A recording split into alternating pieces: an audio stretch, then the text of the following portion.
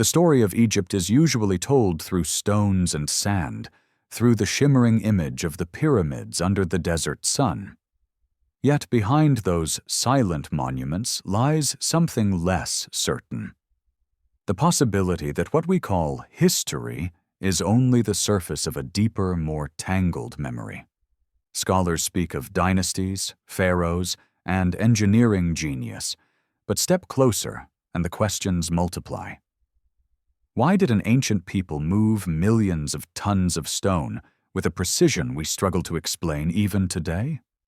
Why do myths of floods, plagues, and divine punishments echo not only in scripture, but also in the soil and skies of the Nile Valley?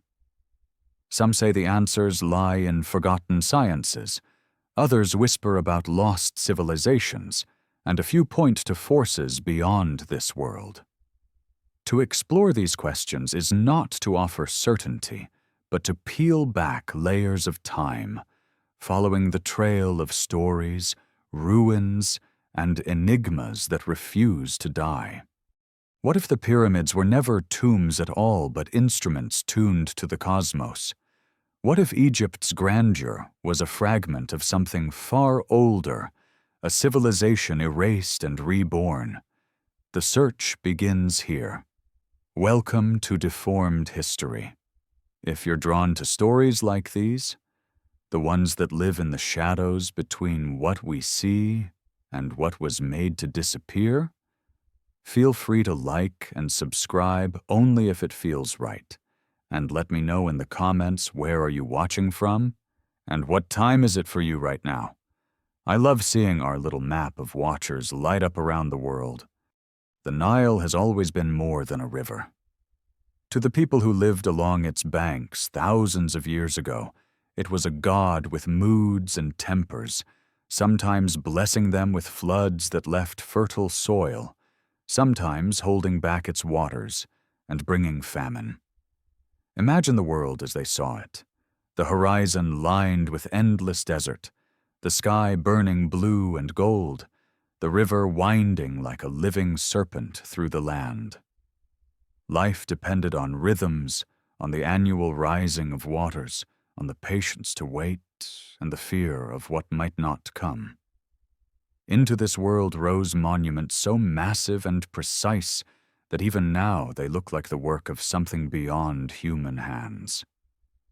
The pyramids, standing silent and impenetrable, seemed less like tombs than questions carved into stone. When travelers from distant lands first gazed at them, they too asked, how could people without iron tools or wheels have raised blocks heavier than armies could carry? The official story explains them as royal tombs, a grand display of power, but the silence inside tells a different tale. No mummies, no inscriptions, no treasures were found in the greatest of them. Instead, there were empty chambers and shafts pointing toward stars, corridors aligned with cosmic precision, as if the builders were less concerned with the dead and more obsessed with eternity itself. Some historians argue that what we are really seeing is not just architecture, but an echo of knowledge older than Egypt itself, a legacy passed down from a forgotten source. Legends speak of floods that wiped away entire worlds, leaving survivors to carry scraps of wisdom into the next age. The Egyptians themselves told stories of Zep Tepi, the first time when gods walked among men and taught them arts of writing, farming, and building. To the modern ear, gods might sound like myth. But what if it was memory? Vague, distorted, yet pointing to teachers who were flesh and blood, who came from elsewhere, perhaps from lands now swallowed by sea or desert. In temple walls and sacred texts, the ancients hinted at cycles of destruction and rebirth, as if history moved not forward in a straight line, but in loops, each civilization rising, falling, and leaving behind fragments of its greatness. That idea unsettles us. because it suggests we are not the first to climb the mountain of knowledge, nor perhaps will we be the last to fall from it. The pyramids could be the footprints of such a cycle, markers left by those who knew their time would end but wanted to send a message to the future. We were here, and we understood more than you think. As we look closer, details sharpen the strangeness. The Great Pyramid is aligned almost perfectly to true north, more accurately than any structure built for thousands of years afterward. Its base covers 13 acres, with sides that deviate from exact equality by less than inches. Some blocks weigh as much as 70 tons, hauled from quarries hundreds of kilometers away. Even with today's cranes and trucks, moving such stone would challenge engineers. Yet ancient workers, according to the common tale, did it with ropes, sledges, and sheer will. Skeptics raise eyebrows, not because they doubt human determination, but because precision of this kind suggests more than brute force. It suggests knowledge of geometry, astronomy, and perhaps technologies that did not survive in written records. Could it be that we have underestimated the people of that distant age, or perhaps misread the true age of the monuments themselves? Some researchers whisper that the pyramids might be far older than the pharaohs, inherited by them rather than built at their command. If that is true, then the monuments of Giza are not only tombs or temples, but time travelers in stone, carrying across millennia the imprint of an earlier world. Consider the shafts that rise from the so-called King's Chamber and point not randomly but directly toward Orion's belt and Sirius, stars linked in Egyptian myth to the god Osiris and the goddess Isis. To the Egyptians, these deities were not distant fables, but living presences tied to the destiny of kings and the fate of souls after death. Why would architects design corridors that connected a burial chamber to stars, unless the purpose was not burial at all, but passage, a channel for the spirit to ascend? When we stand inside the pyramid, the silence is heavy, the air cool despite the desert sun, and one feels less inside a tomb than inside a machine whose function has been forgotten. Theories abound, each more daring than the last. Some imagine the pyramids as giant power plants, harnessing Earth's natural energies. Others see them as resonators, structures that amplify sound or vibration, gateways to altered states of consciousness. The truth may be simpler or stranger, but what matters is that their builders believed in a connection between stone, star, and spirit. This was not architecture for shelter or defense. It was architecture as a dialogue with the universe. Every angle, every measurement seemed to encode a language beyond words, a geometry that whispered of cosmic order. The Great Pyramid, for instance, encodes the ratio of the circumference of the Earth, the value of pi, and the golden ratio, though whether by design or coincidence, remains debated. For those who see design, it is proof of knowledge far ahead of its time.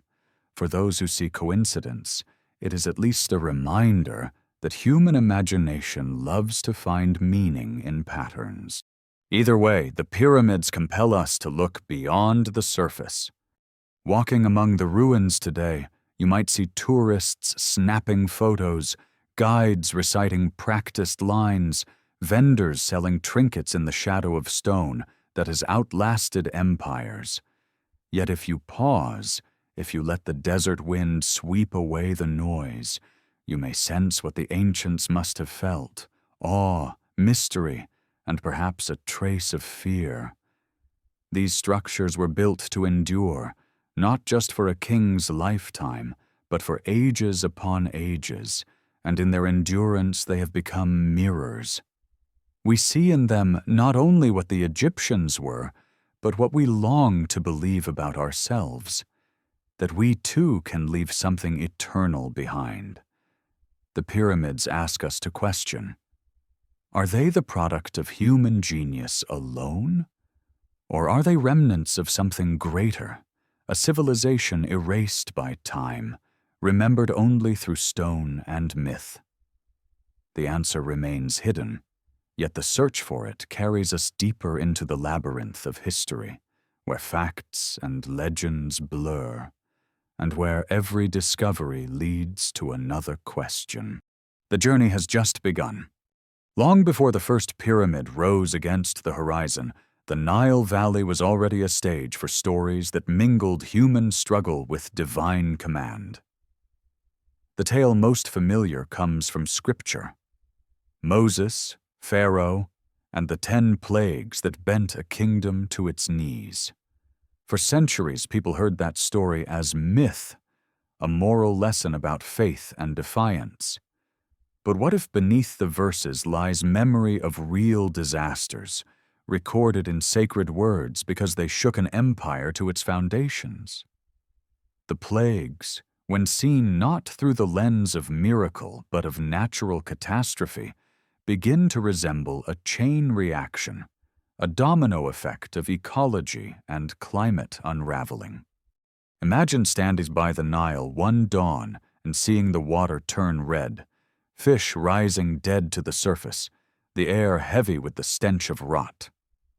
To the people of that time, it was the wrath of gods. To us, it looks like red tide, an algal bloom choking life from the river. Without fish, frogs swarmed ashore, desperate for survival.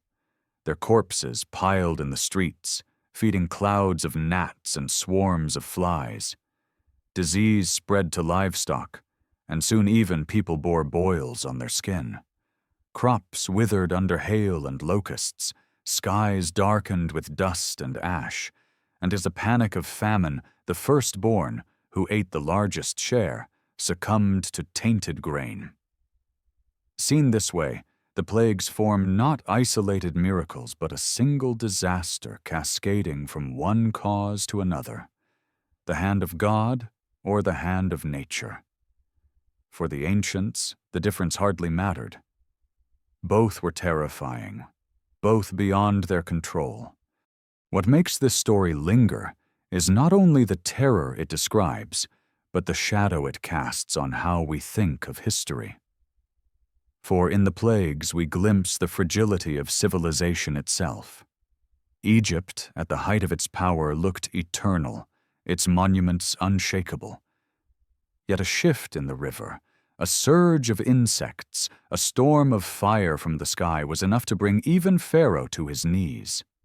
The past reminds us that no empire, however strong, is immune to the earth beneath it.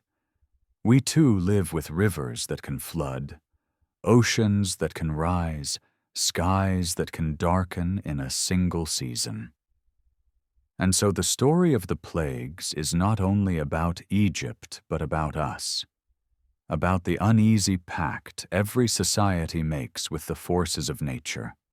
Some scholars argue that the key to understanding these disasters lies far from the Nile.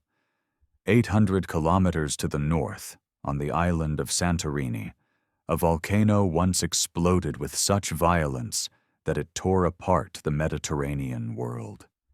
Ash drifted across skies, storms of hail raged, crops failed, and seas grew strange with fish kills and sudden tides. The timing, they say, aligns eerily with the biblical account. Could it be that what Egypt remembered as God's punishment was in truth the echo of a volcanic cataclysm? If so, then Scripture preserved not myth but memory, the way survivors explain disaster through the language of faith. It was not divine vengeance, but the blunt force of geology that sent frogs leaping, skies darkening, and families grieving. Yet the people living it would have seen no difference. To them the ground shook because the heavens willed it so. The thread running through all of this is the human need to explain, to frame chaos in terms that give meaning. Whether we call it God's hand or volcanic ash, we are still grappling with the same fear, that the world can turn against us without warning.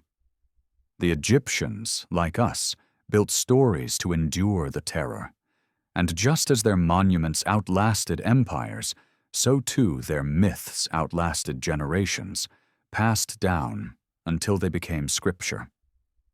What is striking is not whether every detail is true, but that the story itself survived. It reminds us that history is not a straight account of facts, but a weaving of memory, fear, and interpretation. In the plagues, we find both geology and theology, both science and myth, layered like sediment in the riverbank.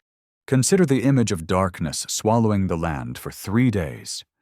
The Egyptians revered the sun as the very heart of existence, Ra guiding the daily cycle of life. To lose the sun was to lose the axis of the world. When the skies dimmed with volcanic ash or desert storm, it was more than inconvenience. It was cosmic disorientation, a sign that order had collapsed and chaos reigned. People huddled in homes, lighting lamps, whispering prayers, wondering if dawn would ever come again. Even today, when dust storms roll across Cairo, blotting out the horizon in a haze of orange and brown, you can feel a faint echo of that dread. Multiply it by days of total eclipse, and you approach the terror of ancient eyes staring into a sky that refused to brighten. What makes the biblical plagues so haunting is that they scale from nuisance to apocalypse, from frogs in the kitchen to death in the family. Step by step, the story moves from annoyance to terror, mirroring the way real disasters often unfold. First a shortage, then a sickness, then a collapse. When modern readers hear this, they sometimes dismiss it as exaggeration. But history offers sobering parallels. In 2011, an earthquake and tsunami struck Japan, shattering towns and triggering nuclear meltdown. What began as tremors in the ground spiraled into a disaster that touched air, water, soil, and human life. One event cascaded into another, like dominoes falling. This is the same pattern the plagues describe, the same cascade of consequence. The story may be ancient, but the structure is timeless. And so Egypt's plagues live on as both history and parable.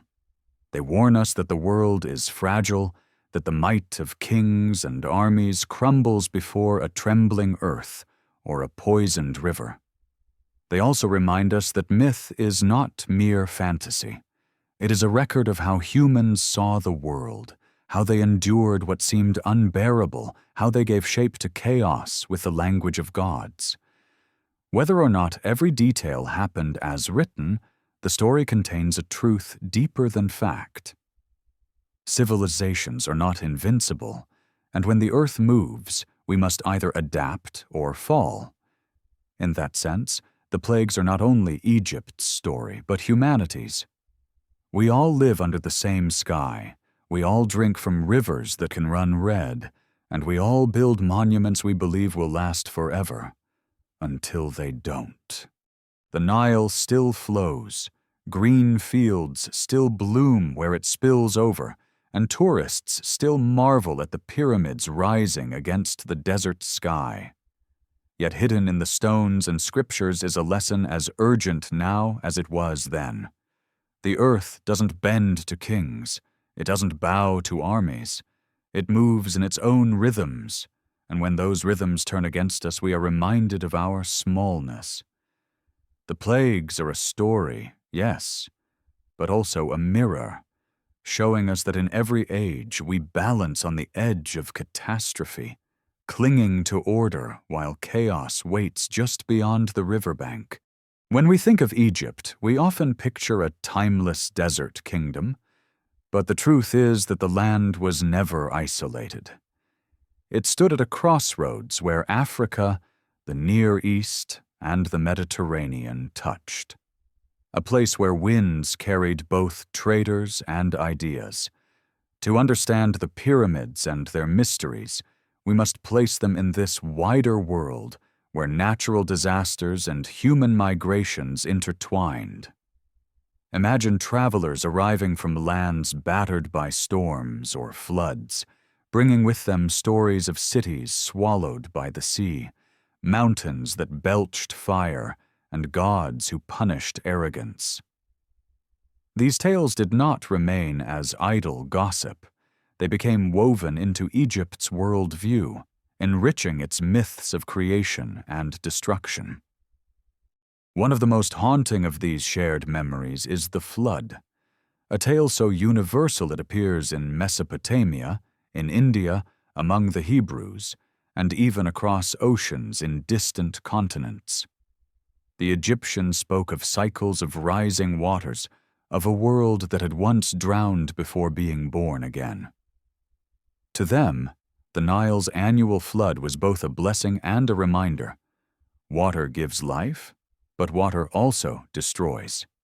Temples carved with scenes of boats, deities guiding the dead across rivers, and myths of primeval oceans suggest that the Egyptians saw themselves as heirs to a cosmic rhythm.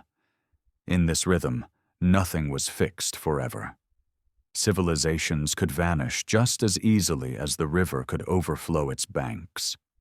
When modern eyes look at the pyramids, we often see permanence, stone set against the shifting sands. But perhaps the builders themselves were obsessed not with permanence, but with survival of memory. What if they feared that their own age would be swept away, as earlier ages had been, and so they carved knowledge into forms that could resist fire, flood, and time? In that sense, the pyramid becomes less a tomb and more a message in a bottle, a geometric monument meant to outlast cataclysm. Some archaeologists argue that the earliest layers of Egyptian civilization rose almost suddenly, as if knowledge appeared fully formed. Farming, writing, architecture, astronomy, all seem to bloom at once in the archaeological record. How did a society leap so quickly from villages of mud brick to temples aligned with solstices and stars?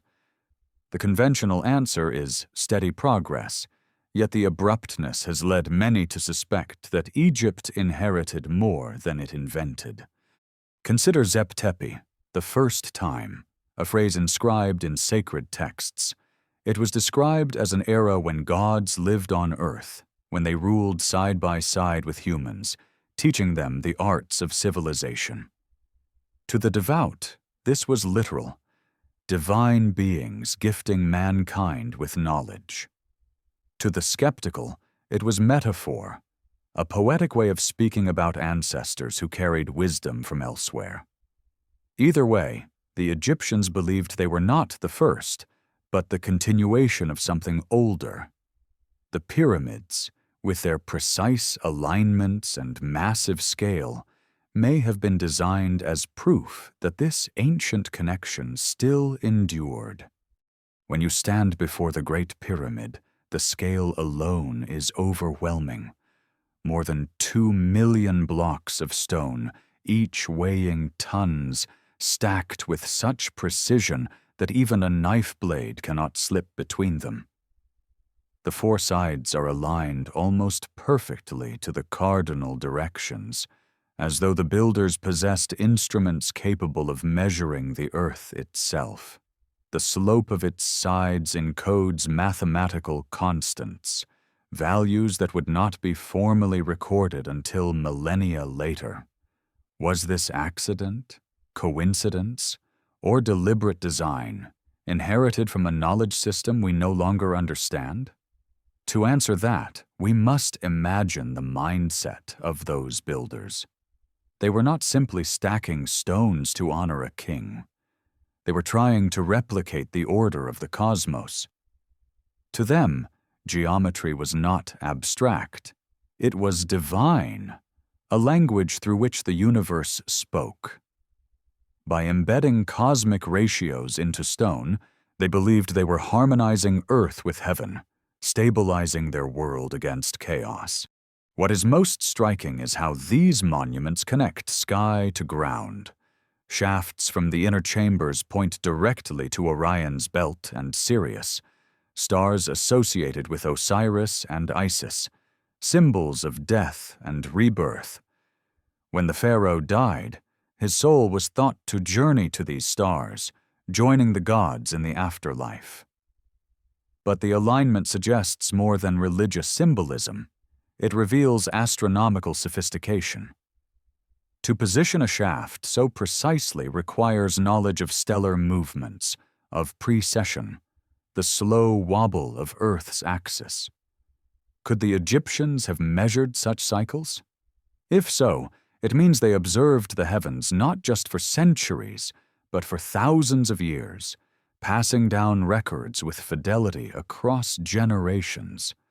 This challenges our picture of them as a culture just emerging from prehistory. It suggests continuity, a memory that may stretch back to times long before recorded history. Skeptics dismiss this as over-interpretation, but evidence mounts in curious ways. In the Valley Temple near the Sphinx, stones weighing hundreds of tons were fitted with joints so precise that they remain tight even after millennia of earthquakes. Some of these stones bear signs of erosion that resemble water damage, suggesting they once stood in a wetter climate. If true, then they may predate the dynasties we usually credit with their construction, pushing their origins into a time when the Sahara was still green. That would place them not in the Egypt we know, but in a forgotten chapter of human story, a time when landscapes and peoples were utterly different. From this perspective, Egypt becomes less an isolated miracle and more a remnant of a deeper cycle. It is the visible peak of a mountain whose base is buried beneath forgotten millennia. Perhaps the true builders were survivors of earlier upheavals, carrying fragments of knowledge across generations, choosing the Nile Valley as a safe haven because of its fertility and predictability.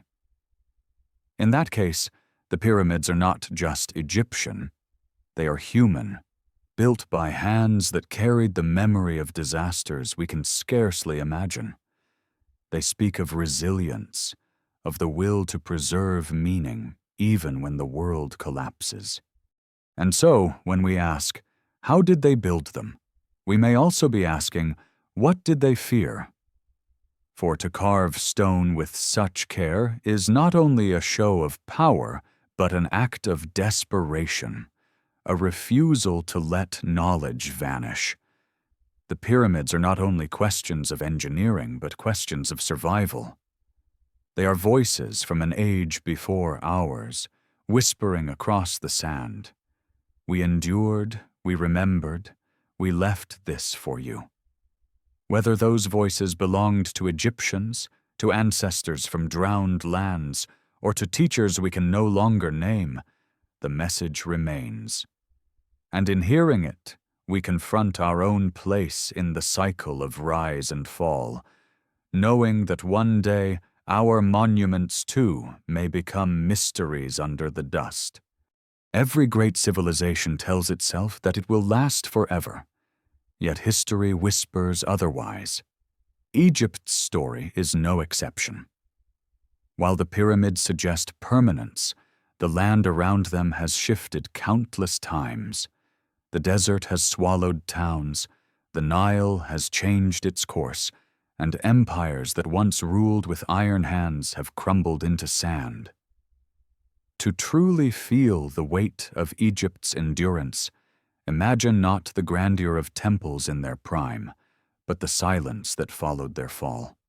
Walk through a ruined hall at dusk, where toppled columns lie like broken bones, jackals prowl in the shadows, and wind carries fine dust across hieroglyphs no one alive can read. In such moments, the past feels both close and unreachable, as if the stones themselves are holding secrets they refuse to release. The Sphinx is a perfect example of this mystery. Half lion, half man, it has watched over the plateau for thousands of years. Its face is scarred, its body eroded, and yet it remains a sentinel of riddles. Scholars argue about its age. Some insist it belongs to the time of Khafra, around 2500 BCE, while others point to water erosion on its body that suggests it may be far older, carved when rains still fell on the plateau. If the latter is true, then the Sphinx might predate the pyramids themselves, a relic from an era lost even to the pharaohs. Such an idea unsettles the timeline we've been taught. It suggests that Egypt was not the beginning, but the continuation of a story that stretches back into the shadows of prehistory. This question, how old is Egypt really, is more than academic. It changes how we view the human journey. If the Sphinx was carved 10,000 years ago, then it belonged to a world that had just emerged from the last ice age, a world where glaciers were retreating, seas were rising, and entire coastlines were swallowed. Perhaps survivors of those upheavals carried with them memories of their drowned homelands, carving guardians in stone to preserve their story. To see the Sphinx as a flood survivor's monument is to imagine human history not as a slow climb from caves to cities, but as a cycle of rise, collapse, and rebirth. It is to accept that we may have forgotten more than we remember. What makes this line of thought compelling is how myths across the world echo one another. In Mesopotamia, tales of the Great Flood speak of gods angry at mankind, of a chosen survivor who preserved life in a vessel. In Greek legend, Deucalion and Pyrrha repopulated the earth after waters receded. In Mesoamerica, myths of destruction and renewal run through the stories of the Maya and Aztec. And in Egypt, Zep-Tepi recalls a first time, a golden age before calamity. Are these coincidences or fragments of a shared memory? Some argue that myths are simply archetypes, stories cultures invent independently. But when we notice the details, the floods, the survivors, the knowledge preserved, it becomes harder to dismiss them as pure invention. Perhaps they are distorted echoes of a catastrophe so vast it reshaped human memory. The pyramids themselves seem to reinforce this. Their alignment to the stars, their encoding of cosmic ratios, their sheer indestructibility all suggest they were meant to outlast disaster. If we imagine a flood sweeping across plains, erasing houses and temples, we can see why stone mountains rising above the desert would matter. They would endure as markers, visible to future generations as proof that once there was a people who understood the heavens. In this way, the pyramids are not only tombs or temples, but anchors against forgetting, monuments to resilience. The Sphinx, staring eternally east, may serve the same purpose, a guardian reminding the living that they are heirs to an older legacy. Modern science sometimes confirms what myths suggest. Geological studies of the Sahara reveal that it was once a green land, filled with rivers and lakes, supporting hunters and herders. Cave paintings show giraffes, elephants, even boats gliding on waters that no longer exist.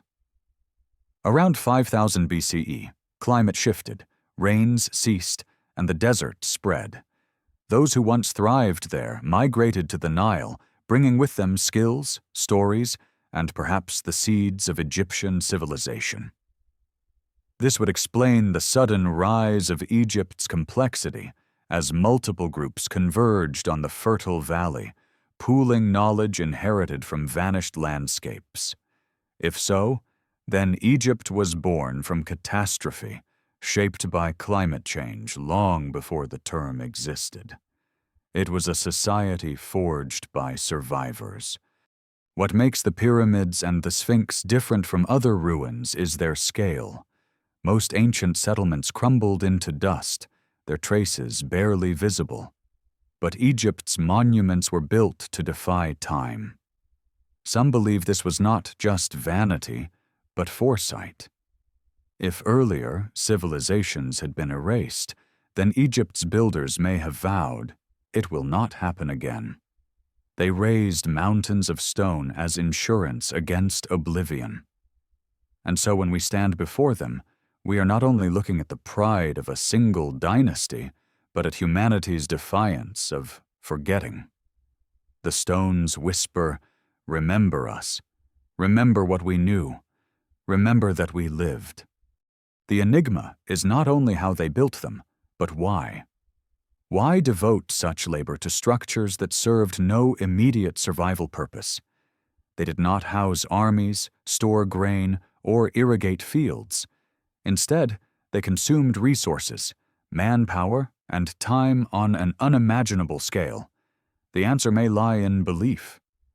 To the Egyptians, the visible world was only half of reality. The other half lay beyond, in the realm of gods and stars. To build on earth in harmony with heaven was to secure balance, to ensure that Ma'at, cosmic order, prevailed over chaos. The pyramids were not just monuments. They were contracts with eternity. By raising them, the Egyptians believed they were aligning themselves with forces that would protect them from the same fate that had destroyed earlier worlds. In this way, the pyramids and Sphinx serve as bridges between the human and the cosmic, between memory and oblivion. They challenge us to rethink what history is.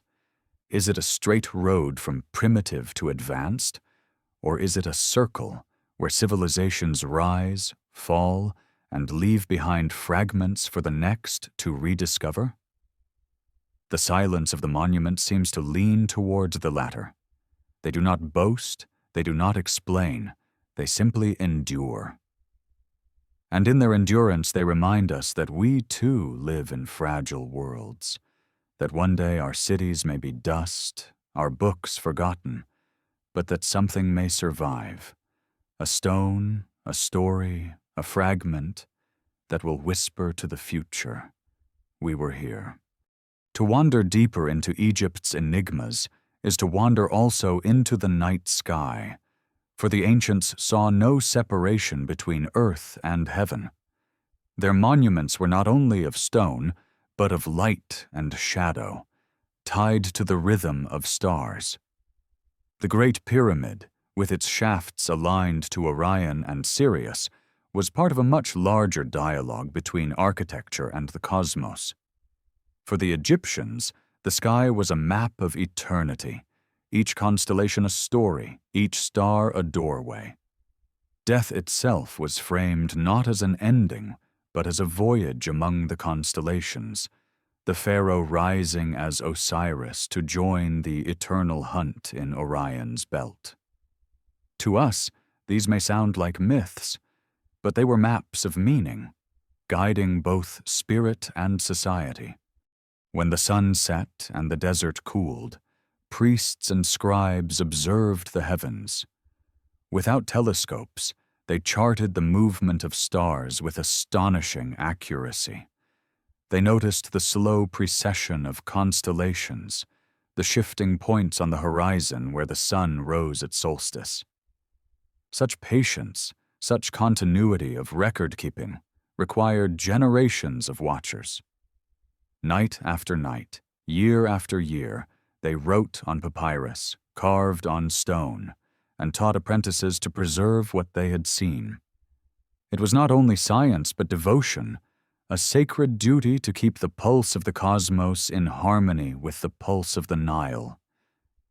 If the river failed or the sky darkened, they saw imbalance between earth and heaven. To restore it, they turned to ritual, to geometry, to building.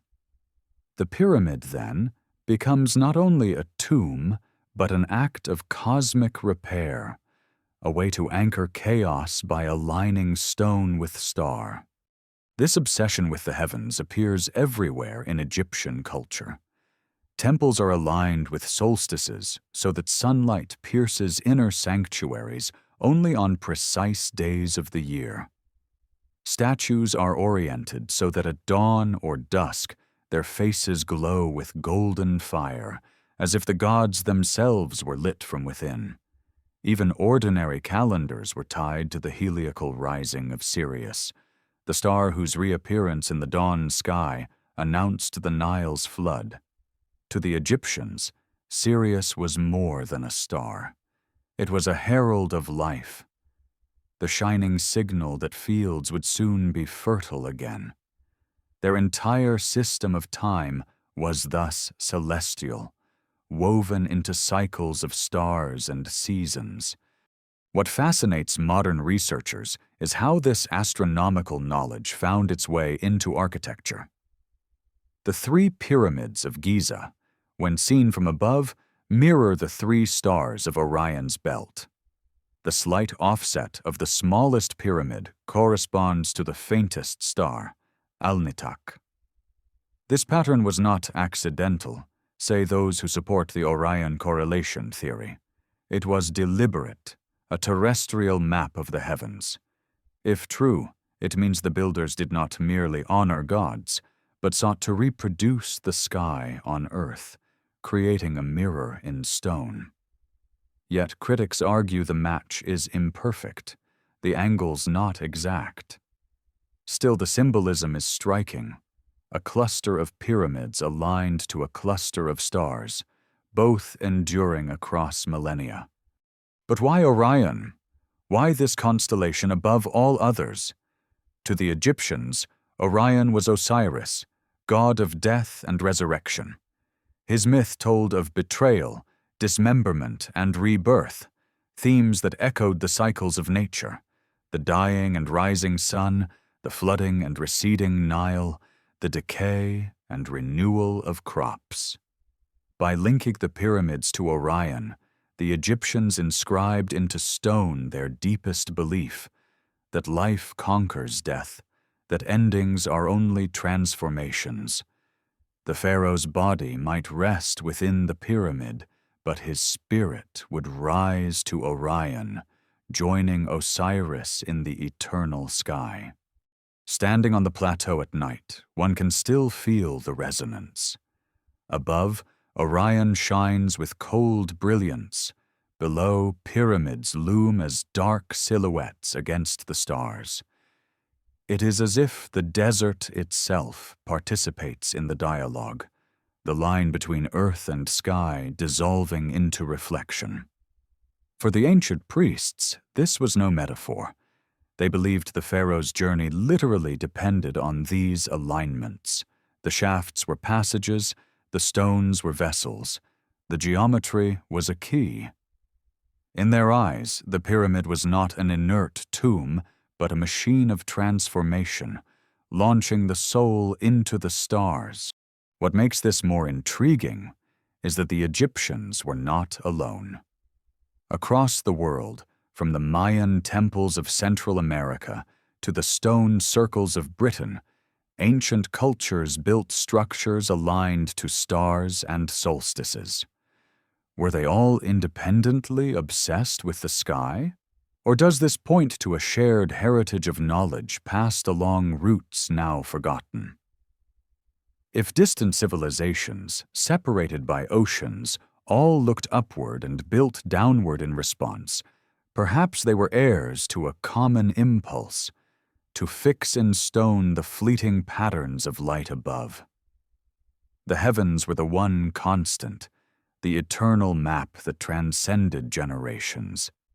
And so they carved it into their world, ensuring that when we looked up, we too would wonder. Modern archaeologists hesitate to label pyramids as machines or mirrors of heaven, preferring to see them as tombs with symbolic decoration.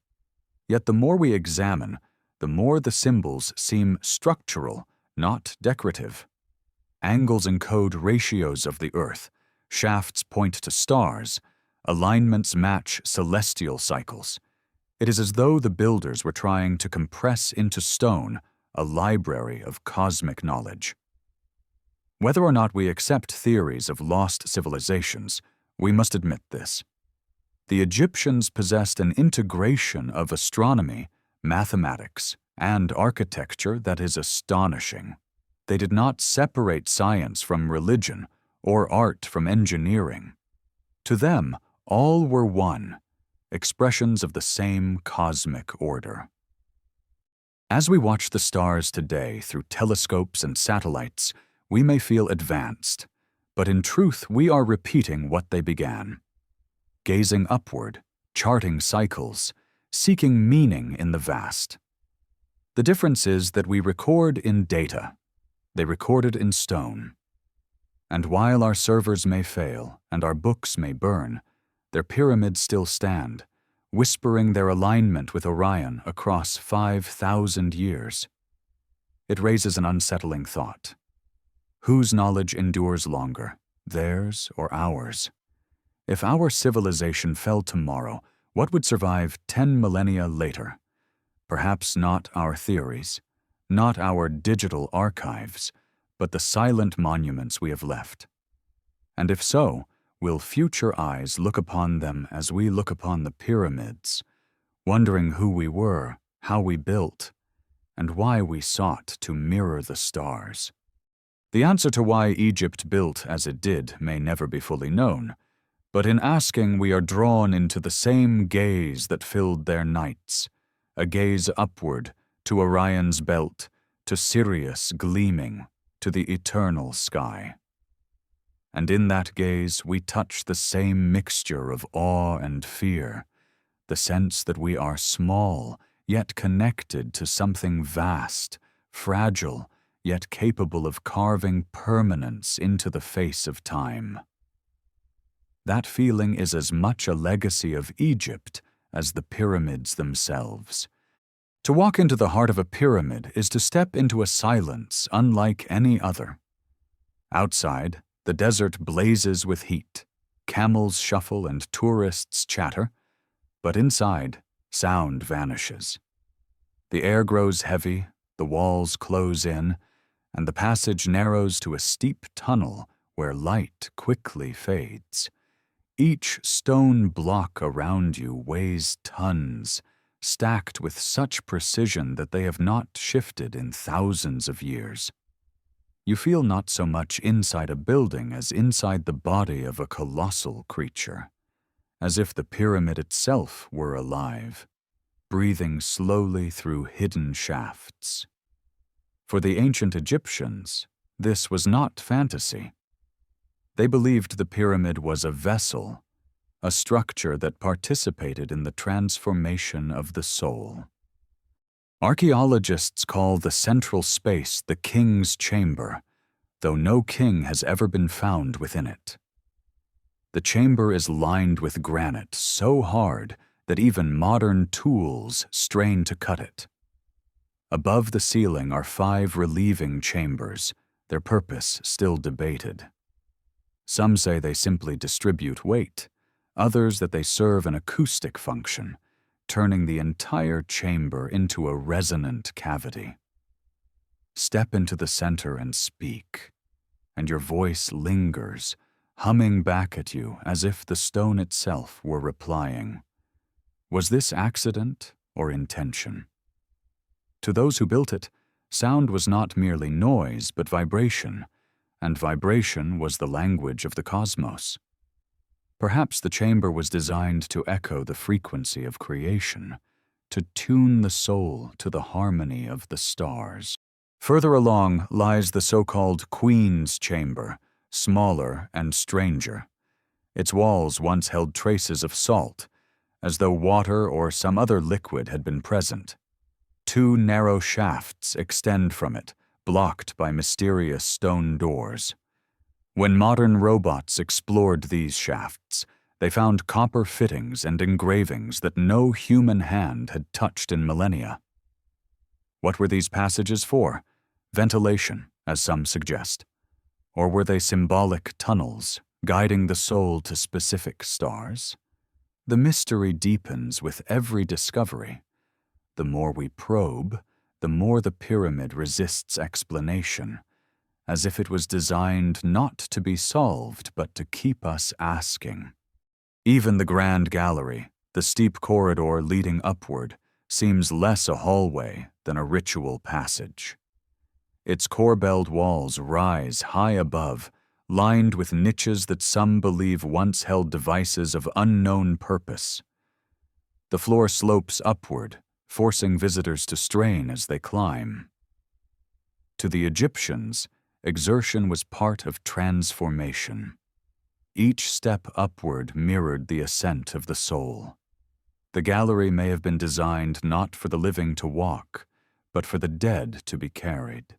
The body of the pharaoh borne upward in solemn procession, surrounded by chants that echoed in the acoustics of the stone. If the pyramid was truly a tomb, it was unlike any other. Tombs elsewhere in Egypt are covered with inscriptions, prayers, and depictions of the afterlife. The pyramids of Giza, by contrast, are almost entirely silent. No hieroglyphs cover their walls, no murals describe their purpose. They stand mute, as if their meaning was too sacred to write down. This silence is what fuels speculation. Some believe the pyramids were not tombs at all, but initiatory chambers, places where priests underwent rituals of death and rebirth. Lying in darkness, surrounded by stone, they would symbolically die to the world and awaken with a new vision of eternity. Others imagine that the structures functioned as giant instruments, resonating with Earth's natural energies, amplifying unseen forces. To us, these may sound like fantasies. Yet to the Egyptians, the border between science, religion, and magic did not exist. All were woven into one tapestry. One cannot ignore the sheer labor it took to create these mysteries. Tens of thousands of workers toiled for decades, quarrying stone, hauling blocks, aligning them with astonishing accuracy. Mainstream scholars argue these were well-fed laborers, not slaves, organized in teams with remarkable efficiency.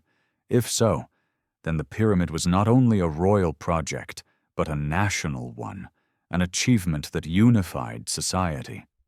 But to devote such effort, there had to be more than fear of a king's power. There had to be belief. Belief that by building the pyramid, they were securing not only the pharaoh's immortality, but the survival of the cosmos itself. Every block was an offering, every joint a prayer, every measurement a link between heaven and earth. Step back and consider the scale. Over 2 million blocks, placed with precision over a base covering 13 acres. The sides align to true north more accurately than many modern buildings. How did they achieve such accuracy without compasses, without lasers, without steel? Theories abound: rope stretchers marking stars, water channels ensuring level foundations, trial and error refined over generations. Yet even with these explanations, the feat remains staggering. The builders not only moved stone, they mastered space, turning geometry into a sacred art.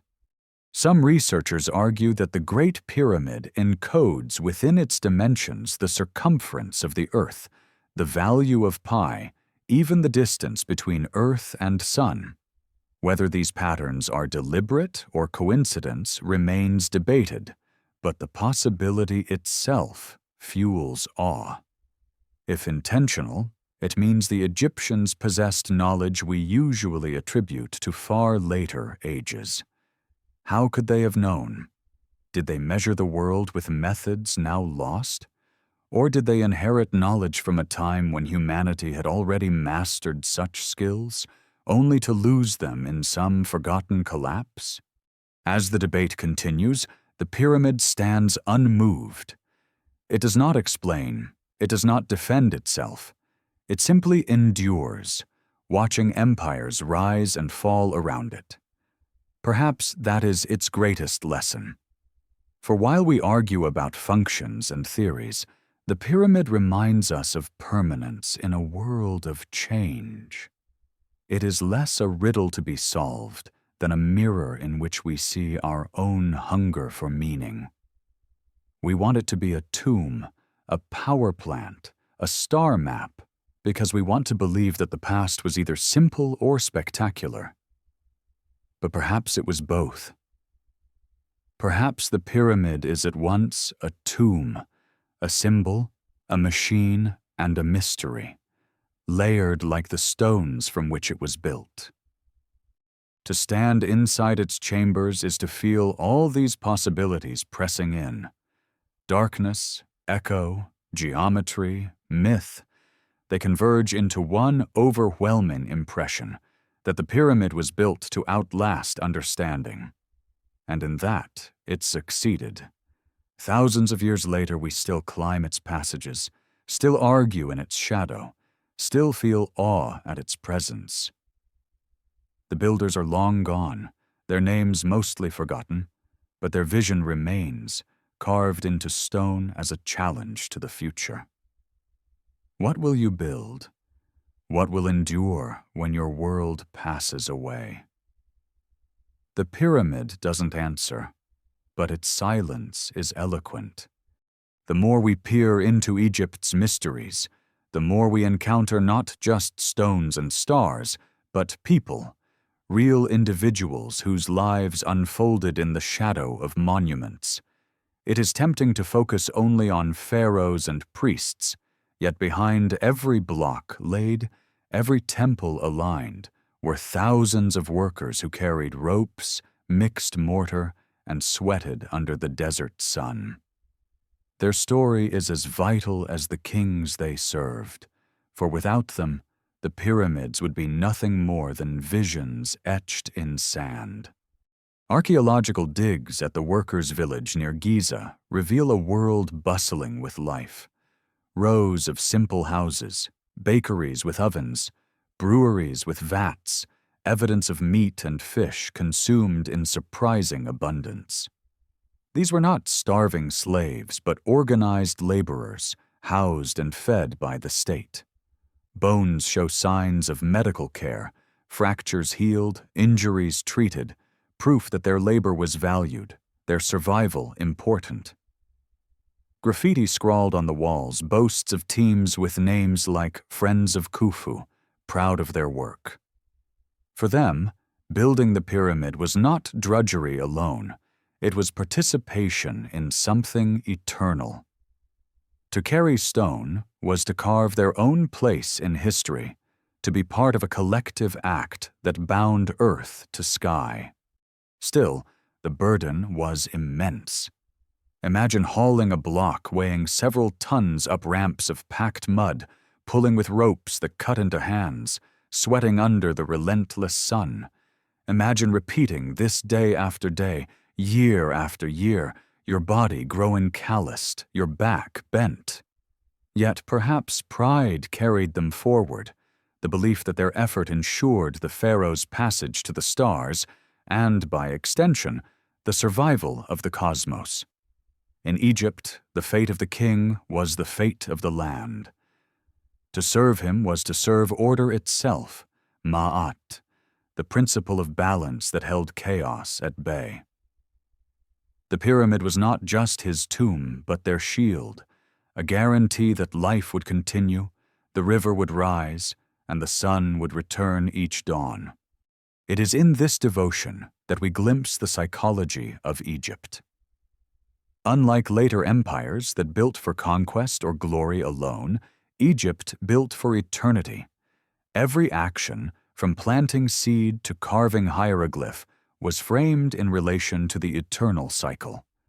Life was preparation for death, and death was passage to rebirth. In this world view, building monuments for the pharaoh was not servitude but cosmic duty. The workers were not just laborers, they were participants in the great drama of eternity, helping to anchor their world against the chaos that always threatened from beyond the desert's edge. This way of thinking was not limited to pyramids. Temples rose across the land, their columns carved with scenes of gods bestowing gifts, their walls echoing with hymns. Statues stood with eternal gazes, not portraits of vanity but vessels for the divine presence. Even in tombs of ordinary people, care was taken to include amulets, food, and inscriptions to guide the soul. Death was not an end, but a journey, and preparation for it filled every aspect of life.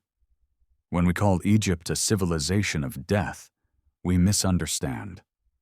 It was a civilization of eternity, obsessed with ensuring that the rhythms of cosmos and kingdom continued unbroken. And yet, beneath this order lurked constant fear. The Nile could fail. Crops could wither. Foreign armies could invade. Disease could sweep through villages.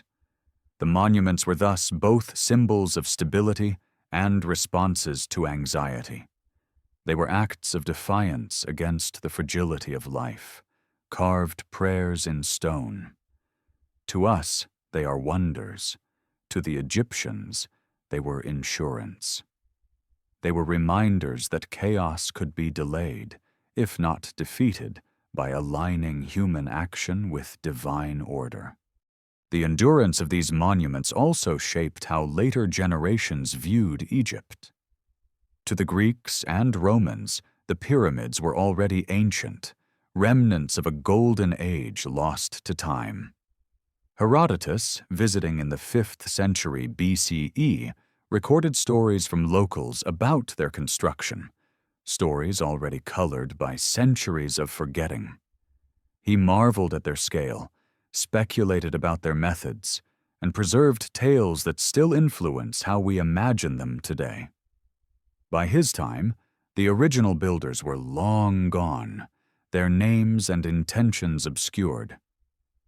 Yet the stones remained, sparking wonder in every visitor who gazed upon them.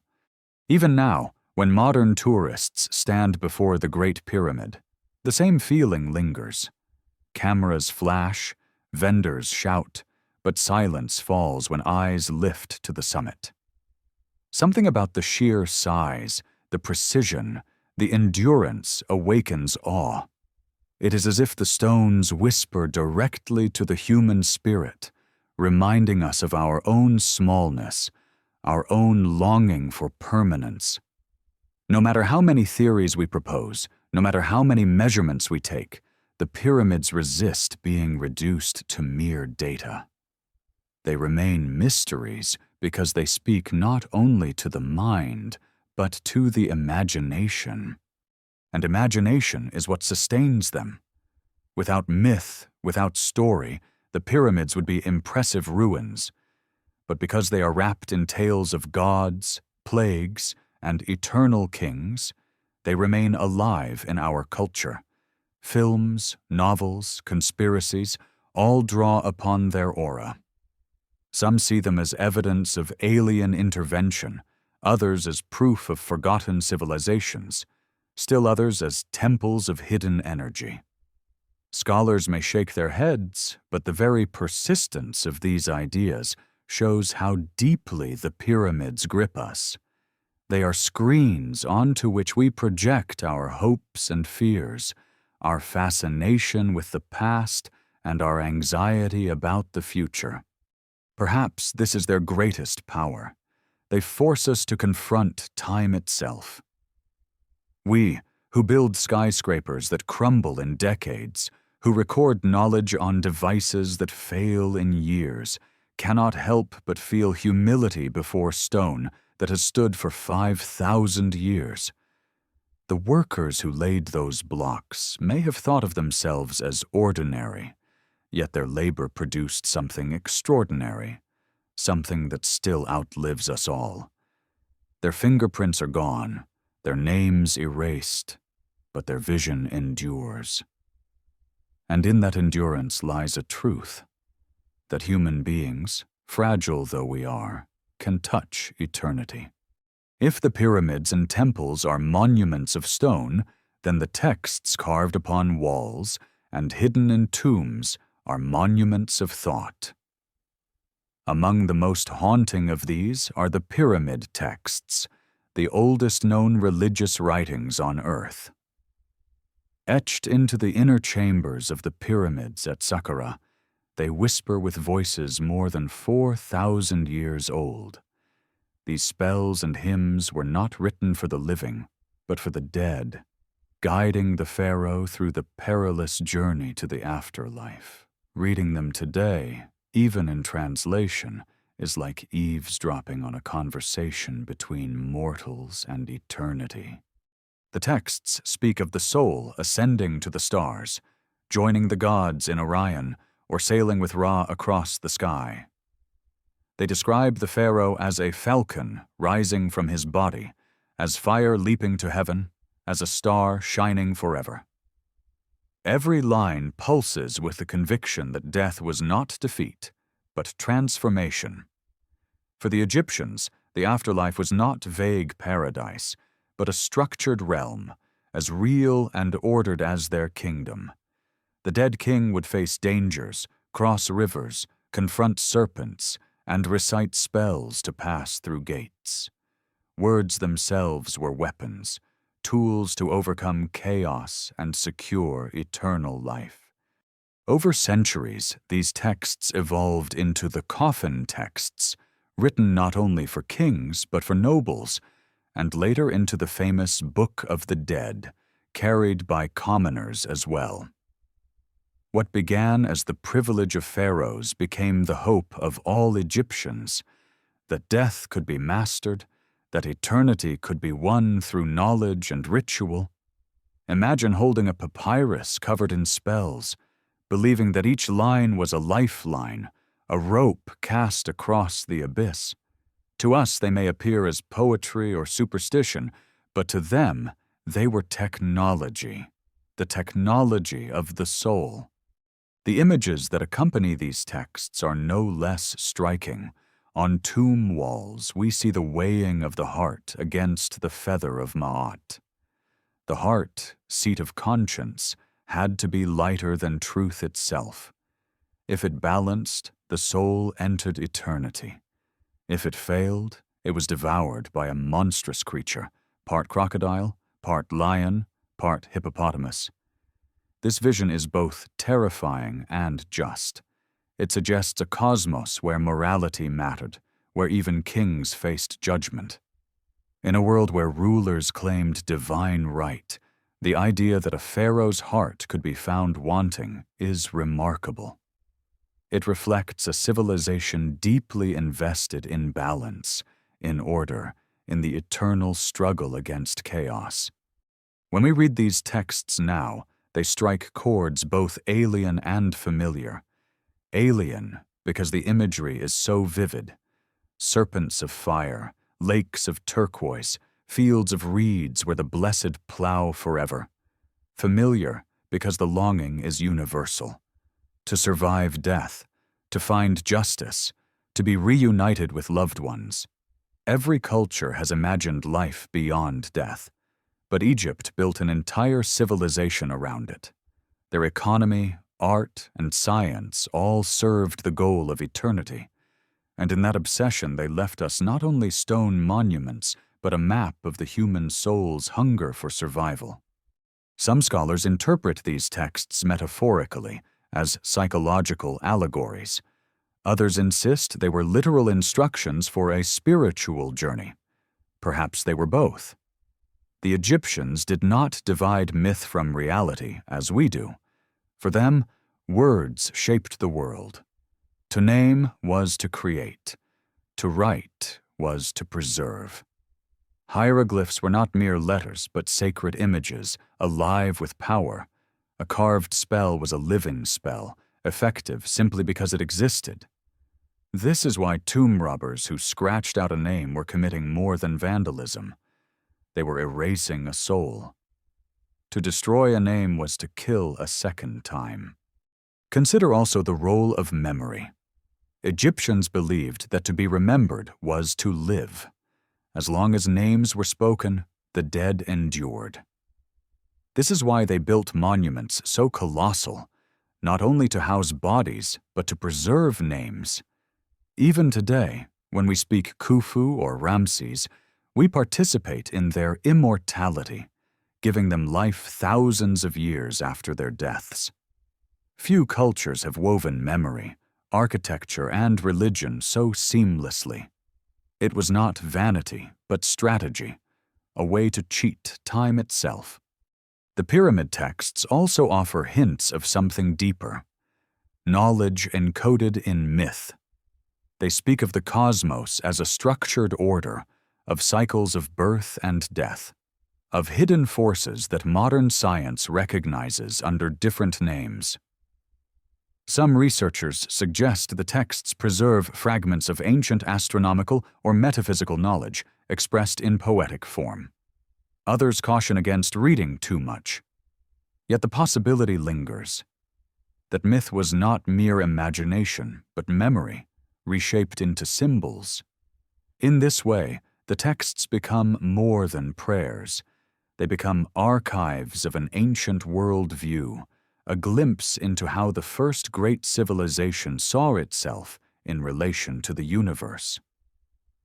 When we enter a tomb and see these words by flickering torchlight, the effect is overwhelming. The walls close in, the air is heavy, but the spells speak with clarity.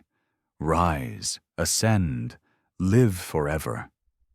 They address the dead king as if he were still listening, as if he could hear the chants of priests echoing in the corridors.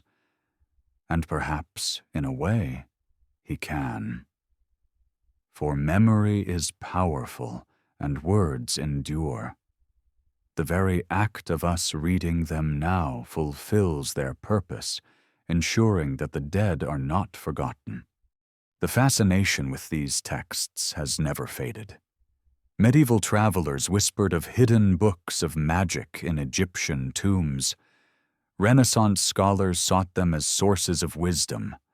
Occultists in the 19th century claimed to rediscover their secrets. And even today, their echoes appear in popular culture, in films and novels where ancient spells awaken gods or curses. Stripped of context, they become entertainment, but their core remains, the human longing to master death. That longing connects us to the Egyptians more deeply than any stone or statue. And so, when we stand before the pyramids or the walls of a tomb, we are not only tourists or scholars, we are inheritors of a conversation begun millennia ago, a conversation about death, eternity, and what it means to be human. The Egyptians spoke through stone and text, and though their language is ancient, their question is timeless. What happens after we die? Their answer was elaborate, beautiful, terrifying, and reassuring all at once. Death is a passage, and eternity is possible. Whether we believe it or not, their conviction shaped monuments that still outlast us, reminding us that even in silence, words and dreams can endure forever. The Egyptians believed that the body itself was a vessel, a sacred container that had to be preserved for the soul's journey. Nowhere is this more evident than in the art of mummification, a practice that still astonishes us with its complexity. Step into the dim light of an embalming chamber, and you would see priests at work with solemn precision, guided by ritual as much as by craft. They washed the body, purified it with incense, and carefully removed organs, each preserved in jars guarded by protective deities. The brain, thought of as useless, was drawn out through the nose with hooked tools, while the heart, seat of the spirit, was left in place. Every step was accompanied by prayers, words of power meant to secure the soul's passage. To the Egyptians, this was not grotesque, but sacred. It was preparation for eternity, ensuring that the body remained whole enough for the soul to recognize when it returned. The wrappings themselves were like scripture woven in linen. Layer upon layer of bandages enclosed the body, with amulets placed between to protect against dangers in the afterlife. Each amulet had a purpose: an eye to ward off evil, a scarab to guide rebirth, a knot to bind chaos. Resin sealed the wrappings, creating a cocoon that shimmered in torchlight. When finished, the mummy looked less like a corpse than a chrysalis, a form waiting to be reborn. And that was exactly the point. Just as a caterpillar transforms within its shell, so too would the soul transform within its wrappings, emerging into the eternal fields beyond death. The funeral procession itself was theater on a cosmic scale. Priests wore masks of Anubis, the jackal-headed god of embalming, guiding the coffin to its resting place. Family members wept and sang laments, their voices rising like chants against the desert wind. Offerings of bread, beer, and meat were carried, gifts for the journey ahead. At the tomb's entrance, the opening of the mouth ceremony was performed, a ritual where a priest touched the mummy's lips with a sacred tool, restoring its ability to breathe, eat, and speak in the afterlife. To us, this may seem symbolic, but to the Egyptians, it was practical. Without this rite, the soul could not live again. Death was a problem, and ritual was the solution. When we look upon a mummy in a museum today, we often see only the shell, dried and fragile, stripped of its meaning. Glass cases and bright lights make them artifacts, but for the Egyptians, they were sacred beings, still alive in some sense, still connected to eternity. To disturb them was to risk angering the gods, disrupting the balance of Ma'at. This is why tombs were built with curses inscribed, warnings to any who might violate the rest of the dead. The famous Curse of the Pharaohs, whispered after the discovery of Tutankhamun's tomb, is but a modern echo of this ancient fear. Whether real or not, the power of the idea endures. Disturb the dead, and chaos follows. The obsession with preserving the body reveals much about how Egyptians saw the universe.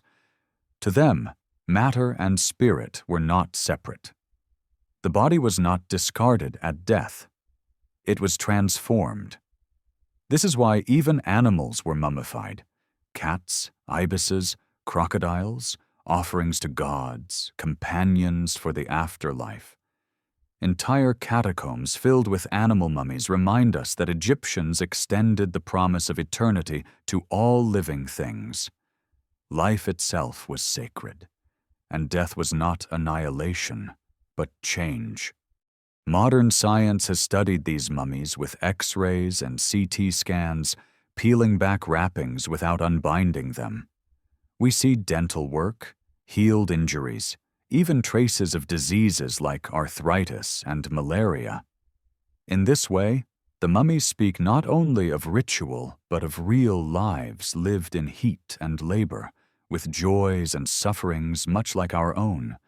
They humanize the pharaohs, reminding us that beneath the gold masks and divine titles were flesh and blood beings who ached, aged, and died. Yet through ritual, they transcended mortality, becoming symbols of eternity. It is easy to dismiss mummification as superstition, but when we look closer, it reflects a profound philosophy. that life is cyclical, that death is part of transformation, that the material and spiritual are intertwined. In this view, preservation of the body was not clinging to the past, but preparing for the future. Each bandage, each amulet, each prayer was a thread in a larger tapestry of belief, a network designed to carry the soul beyond the horizon of death. What is striking is how this philosophy shaped not only religion, but culture itself. Art, architecture, literature, all revolved around the afterlife. Tomb walls were decorated with scenes of daily life, not to record history, but to create reality. If a fisherman was painted casting nets, then in the afterlife the deceased would fish forever. If fields were depicted green and fertile, then the soul would harvest for eternity. Representation was creation. To paint was to ensure. To carve was to make real. This is why tombs are treasure troves of detail, showing food, tools, games, music, all the pleasures of life carefully inscribed to continue forever. And yet, for all their concern with eternity, the Egyptians were not morbid. Their art is filled with color, their hymns with joy, their celebrations with music. They did not see death as tragedy, but as transition, a doorway to fields where loved ones waited. Funerals were solemn, but they were also hopeful, affirmations that the cycle would continue. Perhaps that is why their civilization endured so long. By seeing death as part of life, they faced it without despair.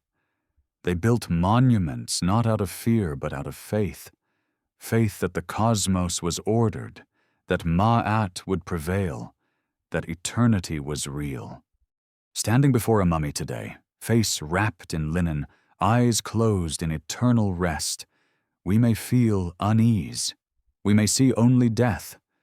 But the Egyptians saw promise, the certainty that the soul within still journeyed among stars, still plowed the eternal fields, still feasted with ancestors. In that sense, the mummy is not a corpse, but a seed, a reminder that what we bury is not lost, but transformed. To them, every funeral was an act of hope, and perhaps, in their own way, they were right. For thousands of years later, we still speak their names, still gaze upon their monuments, still tell their stories, and in that, they live. The pyramids and mummies may capture our imagination most vividly, but to truly understand Egypt, we must also look at its gods, the vast pantheon that shaped every breath of daily life. To walk through an ancient temple was to step into a forest of stone, columns carved with scenes of deities towering above mortals, their forms both human and animal, radiant with meaning. These gods were not distant abstractions. They were woven into the fabric of existence. Every sunrise was the journey of Ra across the sky. Every flood of the Nile, the tears of Isis. Every judgment in court, a reflection of Ma'at's balance. For the Egyptians, divinity was not confined to heaven, but infused into every rhythm of the world. Consider Osiris, Lord of the dead and King of the afterlife. His myth tells of betrayal by his brother Set, dismemberment, and resurrection through the love of Isis. It is a tale of grief and renewal, echoing the cycles of nature. Crops cut down yet sprouting again, the Nile retreating only to return. To worship Osiris was to embrace the certainty of rebirth, the promise that death was never final. His green skin in art symbolized vegetation, his wrapped form evoked the mummy, and his throne in the underworld was the ultimate hope of the deceased. Through him, the Egyptians reconciled loss with renewal, despair with faith. Then there was Isis, the mother goddess, embodiment of devotion and magic. She gathered Osiris's scattered limbs, breathed life back into him, and conceived Horus, the falcon-headed god who avenged his father. Isis's worship spread far beyond Egypt, reaching Rome and beyond, her image enduring for centuries as a symbol of motherhood and power. To her devotees, she was not only a goddess, but a guide, teaching that love and determination could defy even death. Horus, their son, soared across the sky as a falcon, his eyes shining as the sun itself. Pharaohs claimed to be Horus incarnate, their rule justified as divine inheritance. The battles between Horus and Set, his uncle and rival, mirrored the eternal struggle between order and chaos. Each coronation of a king was framed as the triumph of Horus, a renewal of cosmic balance. Even the simple image of the Eye of Horus, painted on boats or carved into amulets, was a powerful charm, a promise of protection and healing.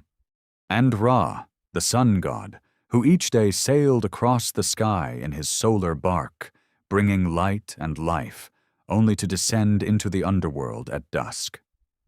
There he battled serpents of darkness, foremost among them Apophis, the great chaos serpent.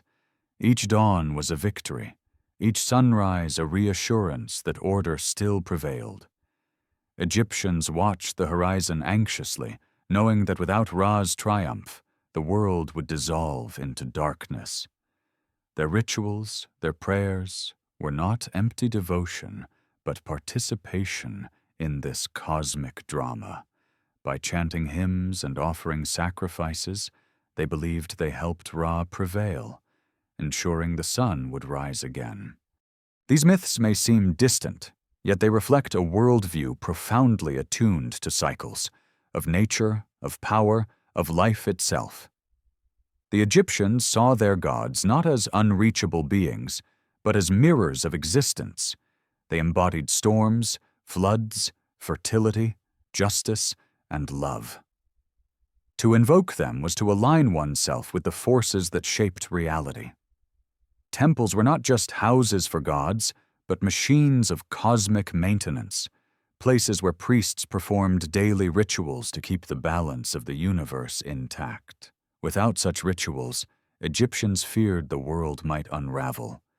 The pantheon was vast, sometimes bewildering, with gods merging, splitting, or overlapping.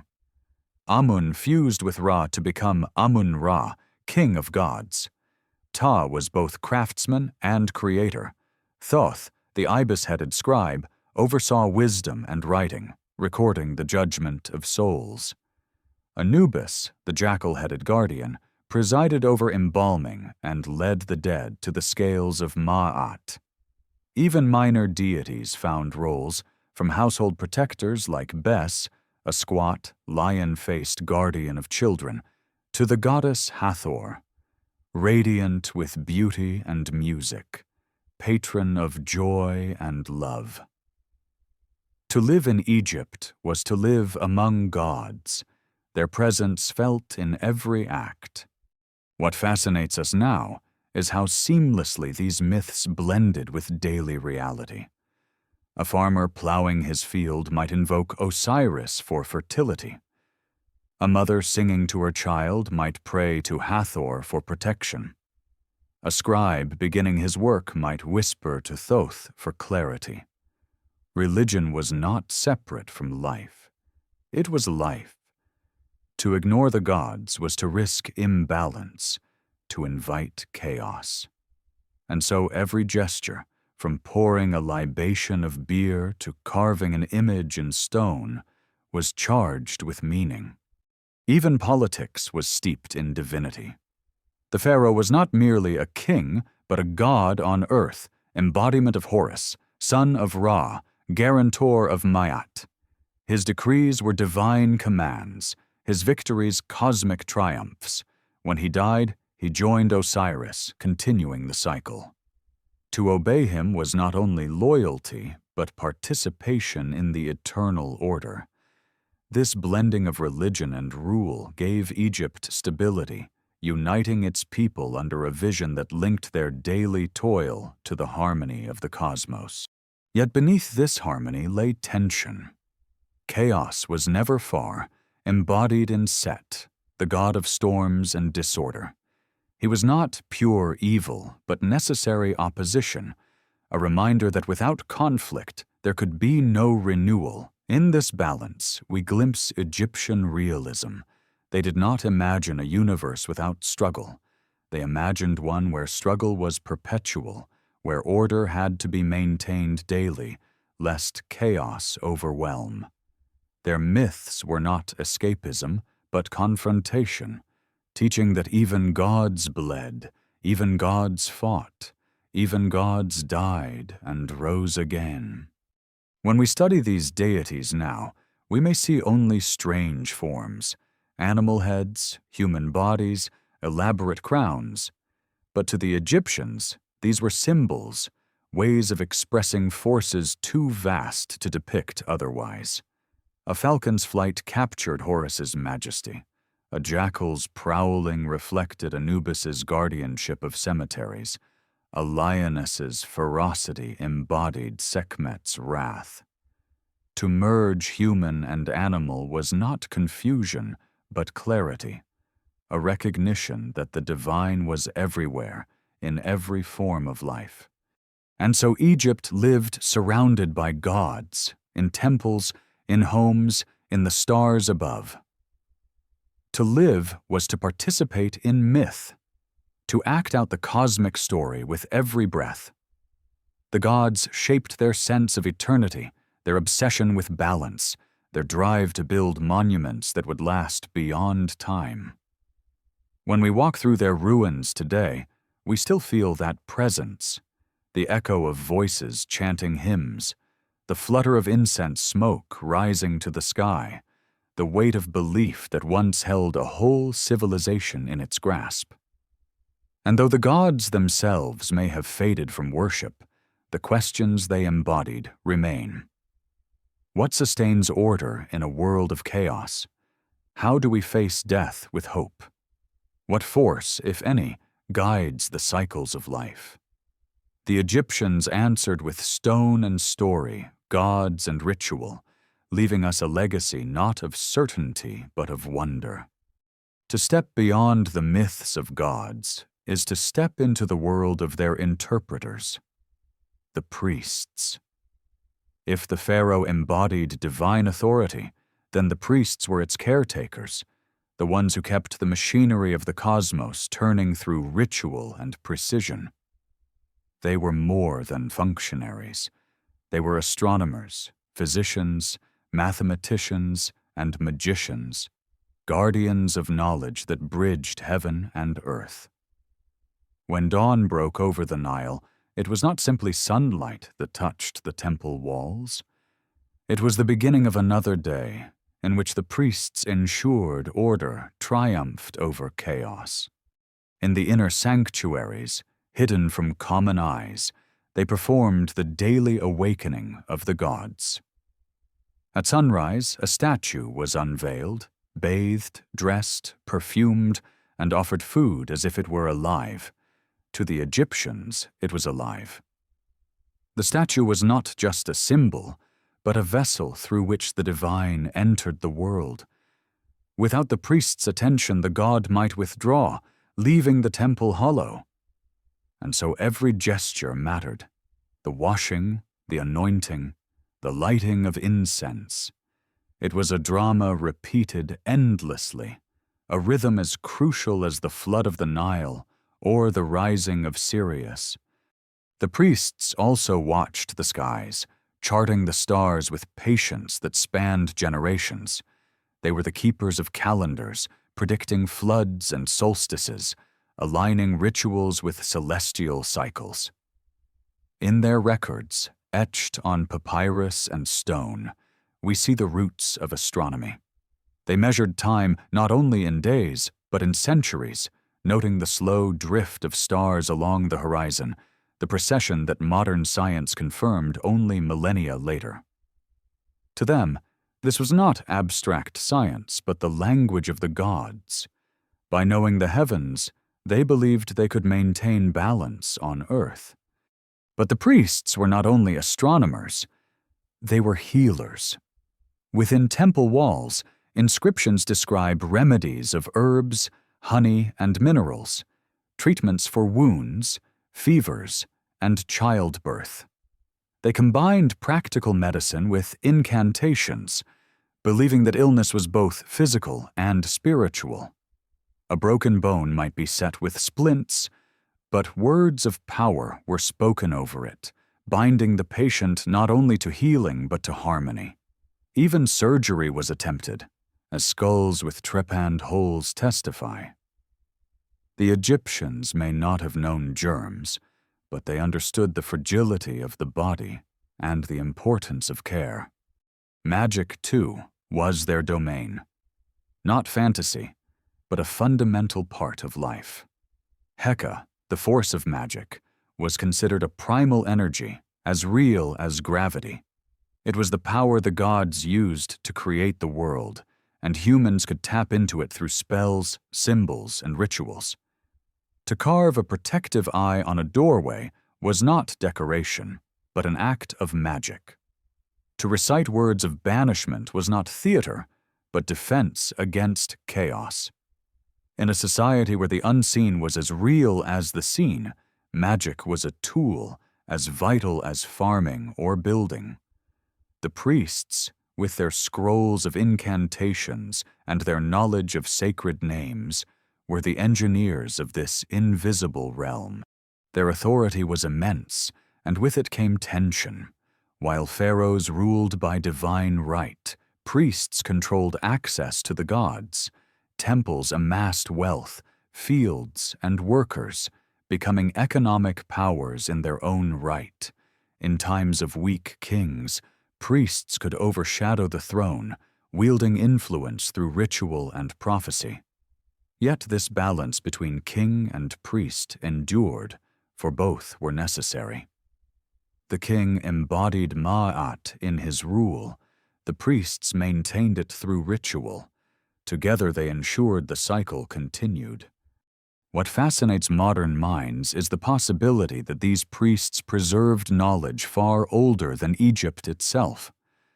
Some theorists suggest that temple rituals encoded astronomical or mathematical truths handed down from forgotten ages.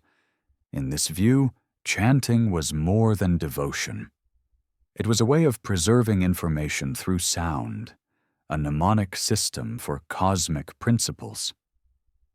Even if this stretches the evidence, there is no doubt that priests were keepers of memory.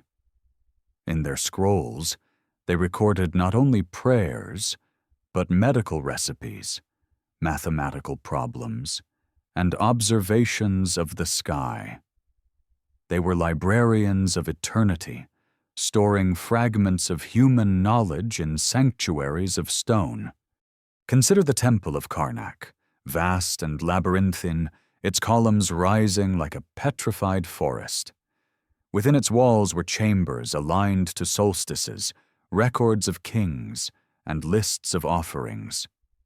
Priests there could walk through time itself, reading inscriptions that reached back centuries. For them, history was not linear but layered, each generation adding to the tapestry. To step into the temple was to step into continuity, to feel oneself part of an unbroken chain of devotion and memory. Even the training of priests reflected this continuity. Boys chosen for service began as novices, sweeping floors, carrying water, learning hymns by heart. Over years, they memorized thousands of lines, studied the motions of stars, practiced the art of healing. Knowledge was passed not through books alone, but through ritual, through repetition, through the shaping of memory until it became instinct. In this way, information survived centuries, carried in the minds of those devoted to preserving it. The role of the priesthood also reveals how Egyptians saw the boundary between human and divine. To them, the line was porous. A properly spoken word, a correctly drawn symbol, a precisely timed ritual. These could bridge the gap. In our world, we separate science, religion, and art. But in Egypt, all were one. Healing, chanting, building, observing, all were acts of alignment, ways of tuning human life to cosmic order. The priests embodied this unity, living as mediators between realms. When we walk among ruins today, the columns broken, the statues toppled, we might forget the hum of daily ritual that once filled these spaces. Imagine incense curling upward, hymns echoing in vast halls, torches flickering against painted walls. Imagine priests in white linen moving in silence, their voices rising in chants older than empires. To stand in such a place was to feel the presence of eternity. Even now, the stones seem to vibrate with it, as if memory itself clings to the walls. The priests remind us that Egypt was not only about kings and conquests, but about continuity, about the daily maintenance of a universe that always threatened to slip into chaos. They reveal a civilization where knowledge was sacred, where healing was magic, where astronomy was worship, where the smallest ritual could hold back the darkness. And in their devotion, they left behind not only temples, but a vision of how humans can live in harmony with forces greater than themselves. It is a vision that still haunts us, still challenges us, whispering across millennia that order is fragile and that every sunrise is a victory worth tending. To understand Egypt fully, one must also step outside its temples and tombs and into the desert itself. The landscape was not a backdrop, but a living force, shaping the culture's soul as much as any god or king. Stand at the edge of the Nile Valley and look outward. Beyond the green floodplain lies endless sand, a horizon that swallows sound and light. To the Egyptians, this was not empty wasteland, but the embodiment of chaos, the red land of Set, hostile and untamed. Against it stood the black land of the Nile, fertile and ordered, nurtured by the river's flood. The contrast between the two was stark, and it framed their entire world view: order versus chaos, life versus death, green against red. The desert both threatened and protected. It was a barrier against invaders, shielding Egypt on both east and west. Yet it also harbored dangers, raiders, storms, venomous creatures, mirages that lured travelers to their doom. The Egyptians respected the desert, but rarely loved it. They buried their dead in its sands, trusting dryness to preserve bodies before mummification was perfected. They mined its mountains for copper, gold, and turquoise, risking heat and thirst for treasures that glittered in the temples. To them, the desert was both tomb and treasure chest, a realm of peril that nonetheless yielded the riches of eternity. But the desert also held mysteries. Scattered across its expanse are ruins of settlements older than Egypt itself, remnants of cultures that thrived when the Sahara was green. Cave paintings of giraffes, crocodiles, and even boats hint at a time when this desolation was fertile. Archaeologists speak of the Green Sahara, a period when monsoons swept north, lakes dotted the land, and people herded cattle in grassy plains. As the climate shifted, drying the land, these groups migrated toward the Nile, bringing with them skills, traditions, and myths. Perhaps it was they who seeded Egyptian civilization, carrying memories of a lush world into a valley where survival depended on the river. If this is true, then Egypt was born not in isolation, but as the heir of vanished landscapes. Its myths of floods and deserts may be memories of real transitions, its obsession with order, a response to the chaos of climate change. To see Egypt this way is to see it as a survivor's culture, a civilization forged by people who had watched their world dry up and vanish. The pyramids, the temples, even the rituals might then be understood as answers to a trauma too vast to forget. The memory of losing an entire green world to the encroaching sands. Even the gods reflect this. Set, Lord of the Desert, was both feared and honored. He was chaos, but also strength, a reminder that survival required resilience as well as order. He protected Ra's solar bark against Apophis, the serpent of darkness, each night in the underworld. To vilify Set entirely was dangerous. The desert could not be ignored, only respected and balanced. In this duality, we glimpse the Egyptian genius for nuance. They did not imagine good without evil, order without chaos, life without death. They accepted both, weaving them into myth and ritual, ensuring that even the desert had its place in the cosmos. Travelers who venture into the desert today sometimes report an uncanny silence, a sense of timelessness, as if the sand itself remembers.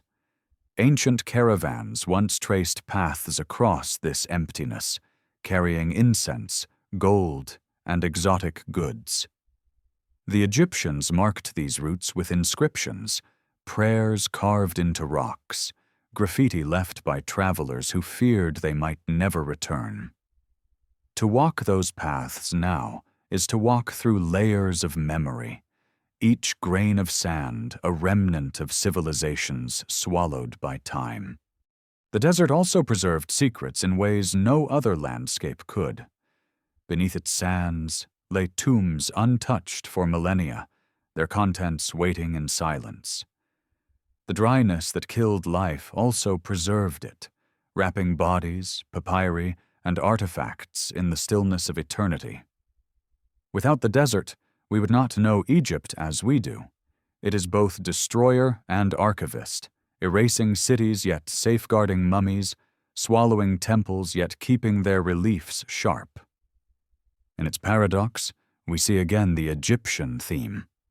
Chaos and order intertwined, and so the landscape itself became myth. The West, where the sun set, was the land of the dead, where cemeteries sprawled. The East, where the sun rose, was the land of the living, where temples and cities thrived.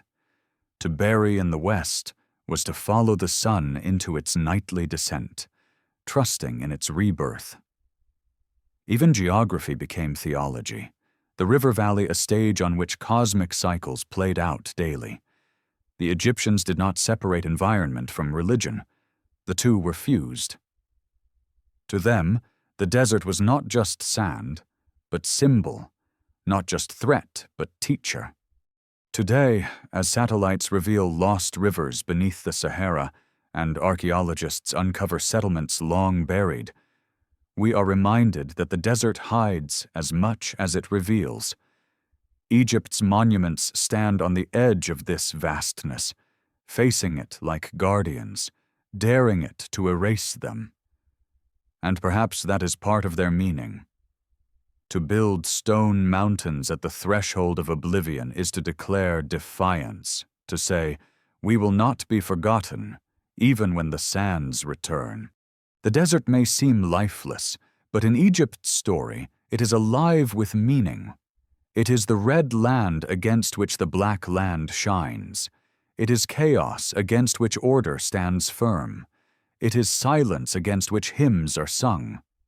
And in that silence, even now, we can hear echoes, the tramp of workers hauling stone, the chants of priests invoking gods, the whispers of travelers carving prayers on rocks. The desert remembers, even if it does not speak.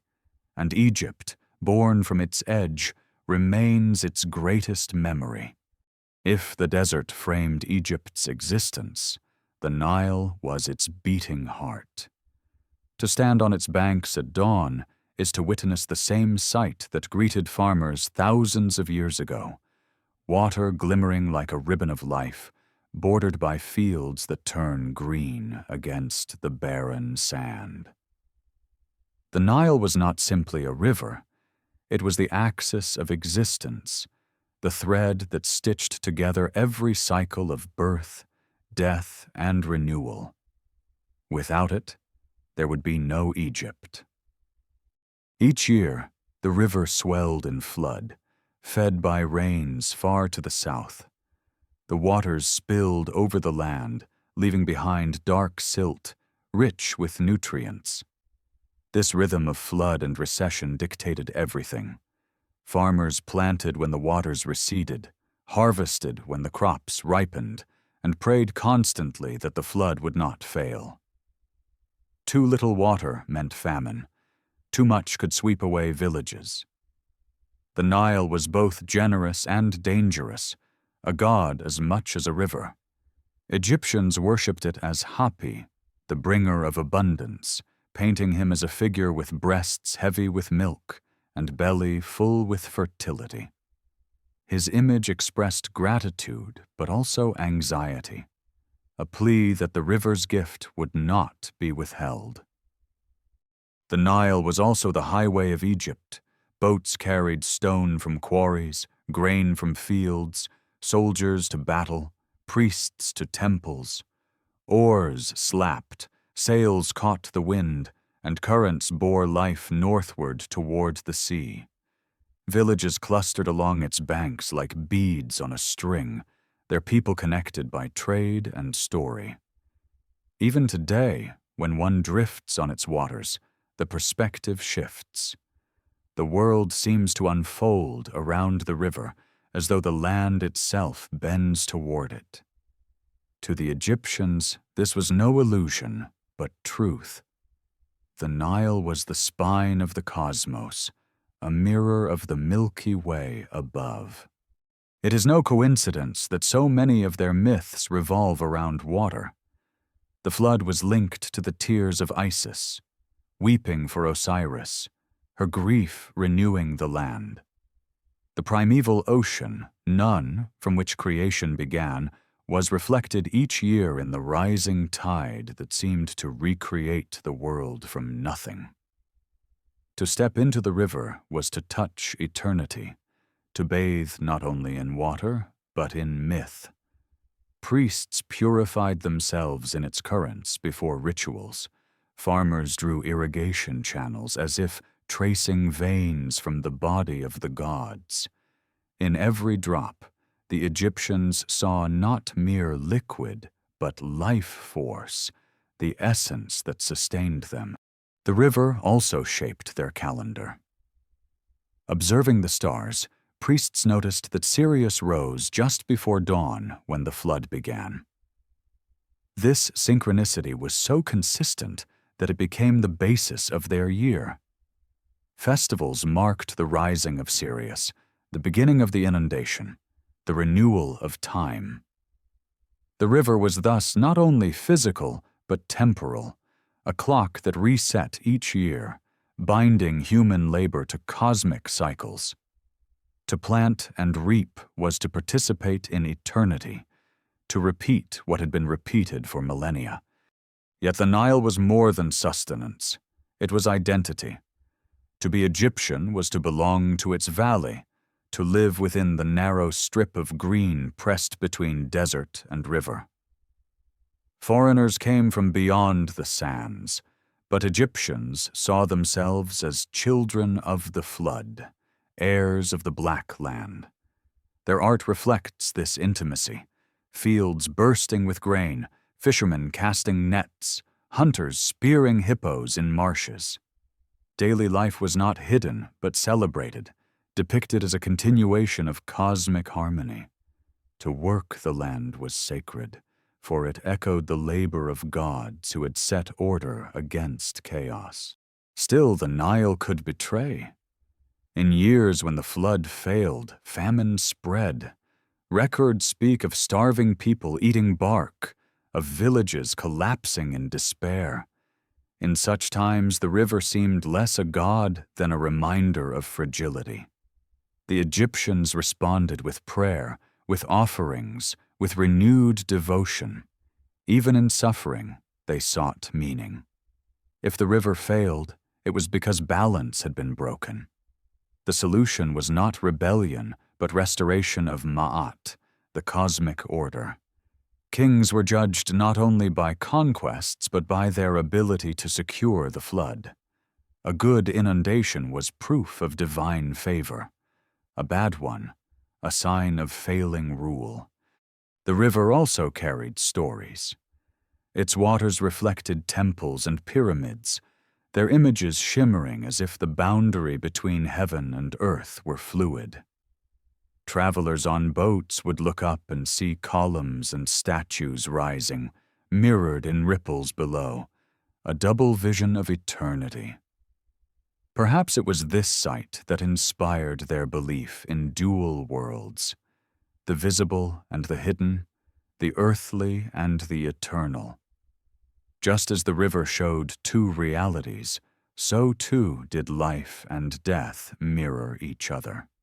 Even the simplest act, drawing water in clay jars, was steeped in symbolism.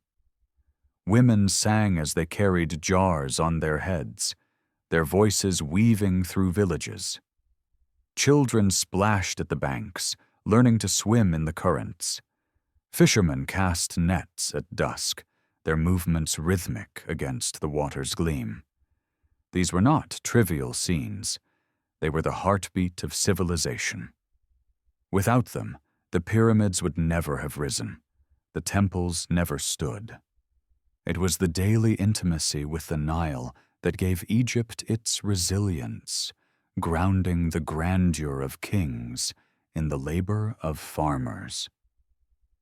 Modern scientists have studied the river's sediments, tracing its history through layers of silt. They find records of climate shifts, of centuries when floods were high, of droughts that may have toppled dynasties. In this, the river reveals itself not only as gift, but as archive, storing in mud the memory of centuries. The Egyptians, though they lacked our tools, sensed this truth. To them, the Nile was eternal, not only in its cycles, but in its capacity to carry memory. Each flood erased and renewed, yet in doing so, it inscribed a rhythm deeper than history. To stand today on its banks is to feel that rhythm still. Fishermen call out across the water, sails drift lazily, and children laugh along the shore. Beyond, the desert waits, unchanged. It is easy to imagine priests watching the same horizon, farmers marking the same water lines, kings gazing from palaces. Time folds upon itself along the Nile. Perhaps this is why Egypt endures in our imagination. The river connects past to present, gods to mortals, life to eternity. It is not simply geography, it is destiny, and as long as the Nile flows, so too will the story of Egypt. Beyond the river and the desert, Egypt's genius is also written in stone through its art. To walk through a tomb or temple is to be surrounded by colors still vibrant after millennia, figures frozen in poses both stylized and alive. Egyptian art followed rules so strict that to us it may appear rigid, but within that discipline was meaning deeper than naturalism.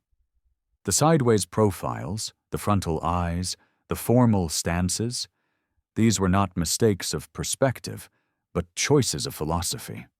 To depict a person was not to capture how they appeared in a moment, but to show their essence, their eternal form. In their art, Egyptians sought not realism, but eternity, Look closely at a painted wall in the tomb of a noble. Fields are tilled, cattle driven, musicians play harps, dancers swirl. Yet every figure is shown in ideal clarity, each limb visible, each gesture deliberate. The profile face ensures the nose is clear, the frontal eye ensures sight. The body is arranged so no part is hidden. The effect is a composite, an image more complete than reality. To them, this was truth, the eternal form of a person, stripped of accidents. In art as in religion, the goal was permanence, not fleeting likeness. The same discipline governed sculpture. Pharaohs are carved with serene faces, ageless and calm, bodies strong and symmetrical. Even when they ruled into old age, their statues show them youthful, untouched by decay. This was no vanity but metaphysics. To show the king as eternal was to ensure his role as the link between gods and mortals never faltered. Statues were not merely stone, they were vessels. Priests performed rituals to open their mouths, breathing life into them, inviting the divine presence to inhabit them. When you look into the eyes of a statue, wide and unblinking, you are not looking at representation, but at presence, a being waiting in silence. Art was everywhere, in amulets, pottery, jewelry, furniture. A scarab carved in green stone was more than adornment. It was magic, a symbol of rebirth tied to the dung beetle rolling its ball of earth like the sun across the sky. A painted lotus was not just decoration, but a sign of creation, the flower that opened on the primeval waters. Even in the smallest objects, symbols breathed, connecting daily life to cosmic order. Egyptians lived surrounded by meaning, every gesture of design reinforcing the eternal dance of gods and mortals. Color itself carried power. Red symbolized chaos and danger, blue the life-giving water and sky, green rebirth, gold eternity, white purity, black the fertile soil of the Nile. These colors were not chosen at whim. They were tools, charged with significance. To paint a coffin in gold was to clothe the deceased in the eternal flesh of the gods. To depict Osiris with green skin was to declare his power over vegetation and renewal. Every hue spoke a language, and artists were fluent in it, layering meaning over form. Even architecture was art. Columns carved as lotus or papyrus stalks turned temples into stone gardens, evoking the marshes of creation. Ceilings painted with stars turned interiors into cosmic maps. Floors decorated with images of fish and crocodiles evoked the Nile beneath one's feet. To step into a temple was to step into the universe itself, recreated in miniature. Every stone was both functional and symbolic, a reminder that life was nested within eternity. The most remarkable aspect is how little Egyptian art changed over 3,000 years. Styles that emerged in the early dynasties persisted, refined but not abandoned. This continuity was not stagnation, but conviction. To change art was to risk disrupting cosmic order. By repeating forms, by adhering to tradition, they believed they were reinforcing Ma'at, keeping the balance steady. Only rarely, in periods of upheaval, did art shift dramatically. The Amarna period under Akhenaten, with its elongated figures and intimate scenes, is a striking example. But even then, the old forms returned after his reign, as if the civilization itself insisted on stability. This artistic conservatism speaks to a deeper truth. Egyptians saw eternity not in novelty, but in repetition. Just as the Nile flooded each year, just as the sun rose each day, so too did art repeat its forms. Continuity was not a failure of imagination, but a triumph of stability. And yet within these rules, artists achieved beauty that still captivates. The lines are elegant, the colors radiant, the compositions harmonious. Their art endures because it was designed to endure, built not for fashion, but for forever. Modern viewers often marvel at the freshness of these works, the way pigments still glow, the way carvings still hold detail. This endurance is itself a message. Egyptians wanted their art to speak across time, to remain vivid when their bodies had long decayed. In this they succeeded. Today, when we stand before a painted tomb or a colossal statue, we hear their voices still. The artisans, though nameless, achieved their purpose, to make eternity visible. But Egyptian art was not only about the sacred, it was also about joy. Scenes of banquets, of musicians, of lovers in gardens remind us that Egyptians celebrated life. They delighted in song, in perfume, in the taste of beer and bread. Their art captures laughter as well as solemnity, intimacy as well as majesty. It shows us that for all their obsession with eternity, they did not neglect the moment. They painted themselves fishing, hunting, feasting, because they wanted those joys to last forever. Eternity, to them, was not abstract bliss, but the continuation of earthly pleasures, perfected and preserved. Perhaps this is why their art feels so human despite its formality. We see fathers playing with children, couples embracing, servants pouring wine. These are glimpses of daily life that transcend time. The style may be rigid, but the emotion is alive. Through art, the Egyptians remind us that eternity is not cold stone, but warm memory, that to live forever is to carry with you the joys of the present. In this way, their art bridges past and present. We who build for novelty and abandon our styles within decades can only marvel at a culture that valued permanence over change. They teach us that art is not only about expression, but about continuity, about weaving humanity into the fabric of time. To stand before their works is to stand before a vision of eternity, rendered in color and line. And though the artists are gone, their vision remains, as fresh as the day it was painted, whispering across 4,000 years that beauty, too, can be immortal. If Egyptian art sought eternity in form, then its writing sought eternity in words. The script of the Nile, Hieroglyphs, is perhaps the most instantly recognizable writing system in the world.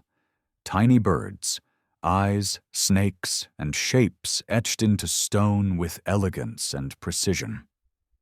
To us, they may look like pictures, but to the Egyptians, they were far more. They were the very speech of the gods, a sacred script that carried power as well as meaning. To carve hieroglyphs was to breathe life into stone, to give permanence to thought. Each sign had layers of meaning. A hawk might represent the sound hor, but it also carried the essence of Horus, the falcon god. A reed leaf could be a letter, a word, or a symbol of creation itself. To read hieroglyphs was to enter a world where language and image fused, where sound, meaning, and spirit converged. This is why the Egyptians called their script the words of the gods. Writing was not mere communication, it was participation in divinity. Scribes were the keepers of this power.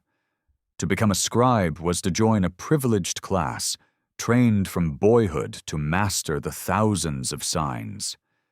They sat with reed pens and palettes of black and red ink, bending over rolls of papyrus as they copied hymns, contracts, medical recipes, and royal decrees. Their work was both practical and sacred. A scribe might record taxes one day and funerary spells the next. In each line, the act of writing itself ensured continuity. To write was to preserve, to resist oblivion. We can almost imagine the scene. A young apprentice in a scribal school, repeating signs over and over, his hand stiff, his master correcting each stroke. Walls covered with examples, teachers reciting proverbs about the power of learning. A scribe's ink is better than a soldier's blood, one text declares. To write was not only a profession, but a shield against mortality. Soldiers died, farmers toiled, but scribes lived on in their words. Even minor officials, whose names would otherwise be forgotten, remain with us today because they wrote them on stone or papyrus. The most monumental use of hieroglyphs was on temples and tombs. Every inch of wall was covered with inscriptions, spells, hymns, histories, genealogies.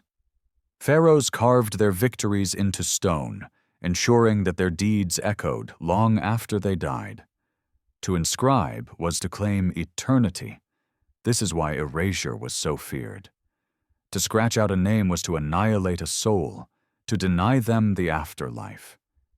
Political rivals sometimes waged war not only with armies, but with chisels, erasing the names of predecessors to blot them from history. The survival of a name was survival itself. Yet hieroglyphs were not the only script. For daily use, scribes employed hieratic, a cursive form written quickly on papyrus, and later demotic, even more streamlined. These scripts handled contracts, letters, accounts, the paperwork of a civilization. But hieroglyphs remained sacred, reserved for monuments where permanence mattered. The contrast is striking. Practical speed for daily life, deliberate beauty for eternity. In this duality, we see again the Egyptian genius for balancing the fleeting with the eternal.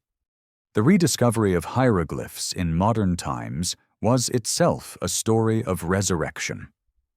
For centuries after the fall of Egypt, the script was silent, its meaning forgotten.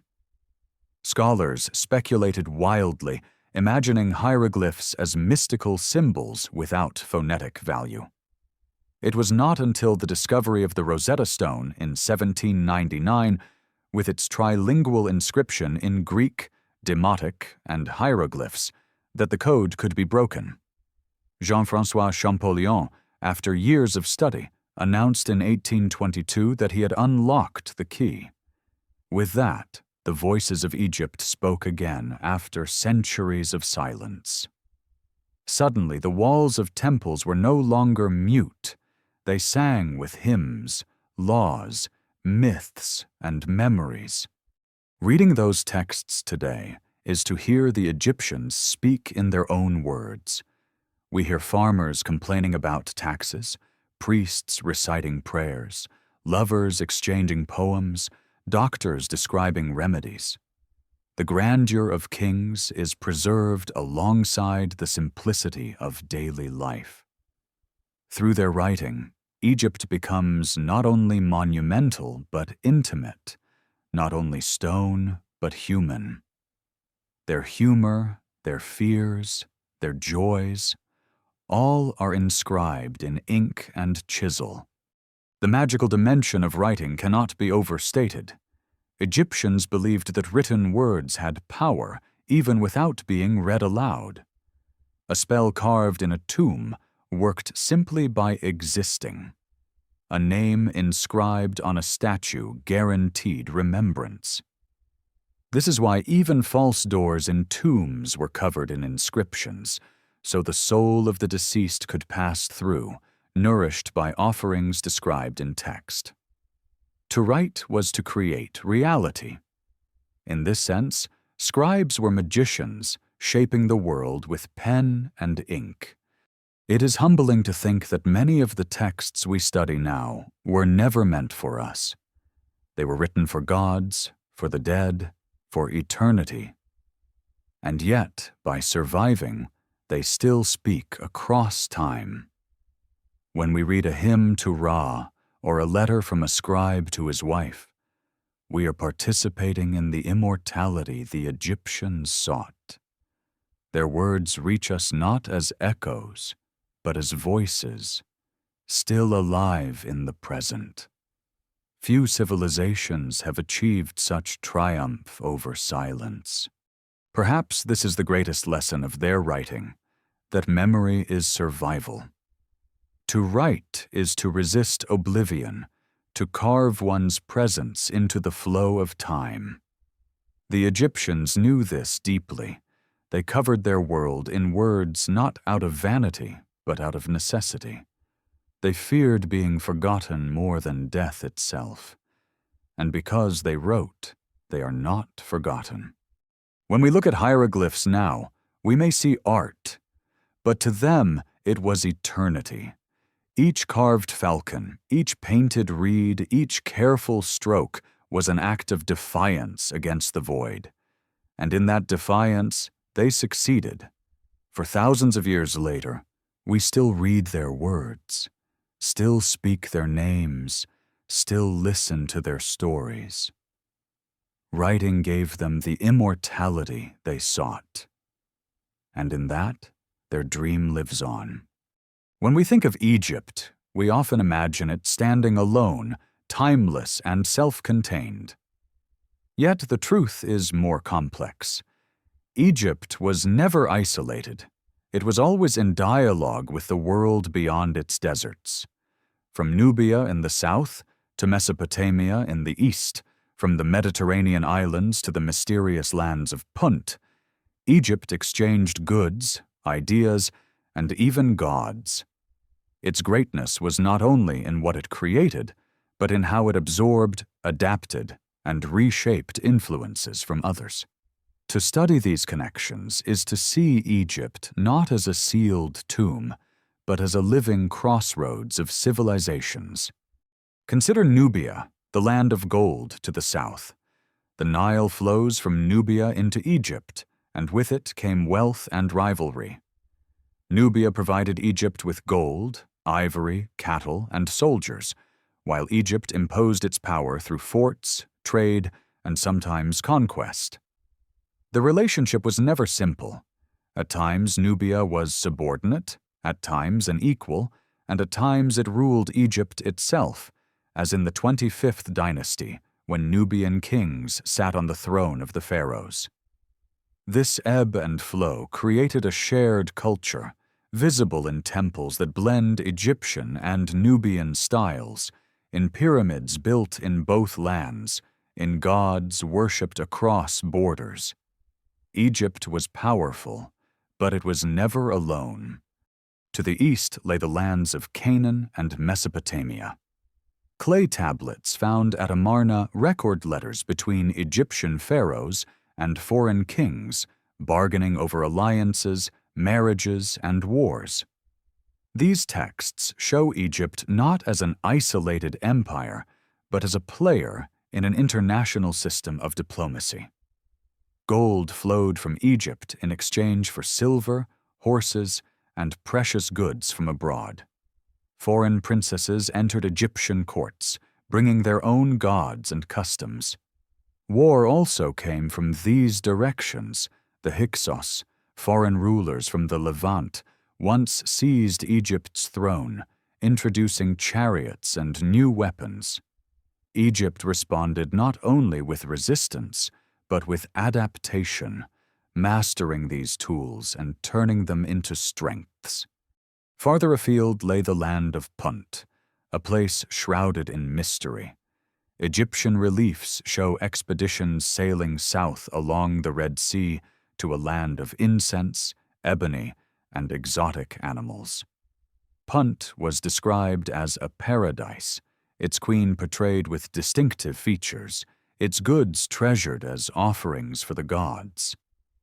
To bring incense from Punt was not mere trade, it was a sacred act, for incense was used in rituals to feed the gods with fragrance.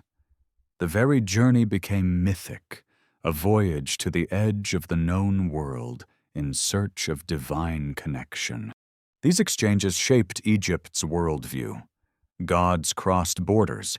Baal from Canaan found a place in Egypt, while Isis traveled abroad to Greece and Rome. Artifacts of foreign origin appear in Egyptian tombs, while Egyptian scarabs and amulets have been found far beyond the Nile. This circulation of objects and ideas reminds us that even the most monumental civilization is part of a larger human story, a web of contact and exchange. But Egypt did not only absorb, it influenced. Greek philosophers marveled at Egyptian wisdom, claiming to have learned geometry, astronomy, and mystery rites from its priests. Roman emperors decorated their cities with obelisks stolen from the Nile, symbols of eternity rerouted in foreign soil. Even in decline, Egypt's aura was irresistible. To conquer it was not only to seize land, but to inherit a legacy. Alexander the Great founded Alexandria not simply as a city, but as a statement that he too was heir to Egypt's grandeur. Yet these connections also brought vulnerability. Trade routes could fail, invasions could strike, and foreign dynasties could reshape Egyptian identity. The Hyksos introduced horses and chariots.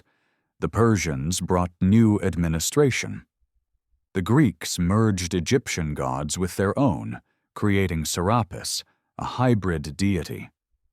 Each wave left its imprint, changing Egypt while never erasing it. The civilization proved resilient, adapting foreign elements into its own system, transforming threats into strengths. This resilience reveals something profound. Egypt's eternity was not static, but dynamic. Its ability to endure came from its capacity to integrate change without losing identity. The core, Ma'at, the cycle of Nile and sun, the promise of eternity, remained, even as details shifted. In this, Egypt teaches us a lesson about survival. Eternity is not rigid permanence, but flexible continuity, the ability to adapt without dissolving. Standing in Thebes or Memphis, one can imagine the flow of foreign goods and faces, Nubian traders unloading ivory, Canaanite envoys bowing before the Pharaoh, incense rising from Punt in temple rituals. Egypt was a theater where the world converged, each visitor leaving traces. And yet through it all, Egypt remained itself, its monuments towering, its rituals unbroken, its language inscribed in stone. The dialogue with the world did not diminish it. It magnified it. Today, archaeologists trace these connections through shards of pottery, foreign seals, fragments of letters. Each piece reminds us that Egypt's greatness was not isolation, but connection. Its pyramids may stand solitary on the plateau, but its culture was never alone. It listened, borrowed, resisted, and taught. It was a node in the web of humanity, and its endurance owes as much to this openness as to its stone. When we think of Egypt as timeless, we risk imagining it frozen. But the truth is more dynamic. Egypt was always in motion, always exchanging, always redefining itself. Its eternity was not the stillness of a statue, but the flow of a river, changing, yet constant. And in that paradox lies its true power. For all its grandeur, Egypt was not immune to collapse. To follow its history is to see cycles of strength and weakness, unity and division, abundance and famine. The very civilization that seemed eternal was, in truth, as fragile as the river it depended on. And it is in the story of Egypt's decline that we see most clearly the contrast between human ambition and the forces of time. The Old Kingdom, age of the Great Pyramids, eventually faltered. Prolonged droughts weakened the Nile floods, harvests failed, and central authority crumbled. Local governors, once loyal to the pharaoh, began to rule as lords in their own provinces. Temples grew rich while the palace lost power. The once godlike pharaoh was reduced to a figure contested by rivals, unable to maintain Ma'at across the land. In this chaos, Egypt split, and for over a century the country staggered through civil wars, famine, and despair. Yet even in collapse, its people clung to ritual. Tombs still bore prayers, scribes still wrote hymns, farmers still planted, hoping that order would one day return. And return it did. The Middle Kingdom rose as a renaissance of order, a revival of art, literature, and architecture. Kings of Thebes reunited the land, launching ambitious projects to reclaim Egypt's glory. Temples expanded, statues multiplied, and literature blossomed with poems, hymns, and tales that still survive. But even this rebirth bore seeds of fragility. Ambition strained resources, and foreign pressures mounted. In time, invaders from the east, the Hyksos, broke Egypt's defenses, ruling parts of the land with chariots and foreign gods. For the first time, Egyptians found themselves subjects of outsiders. Their response was resilience. They learned from their conquerors, mastering the chariot and turning it into a weapon of their own. When native rulers expelled the Hyksos, the new kingdom emerged, Egypt's most expansive era.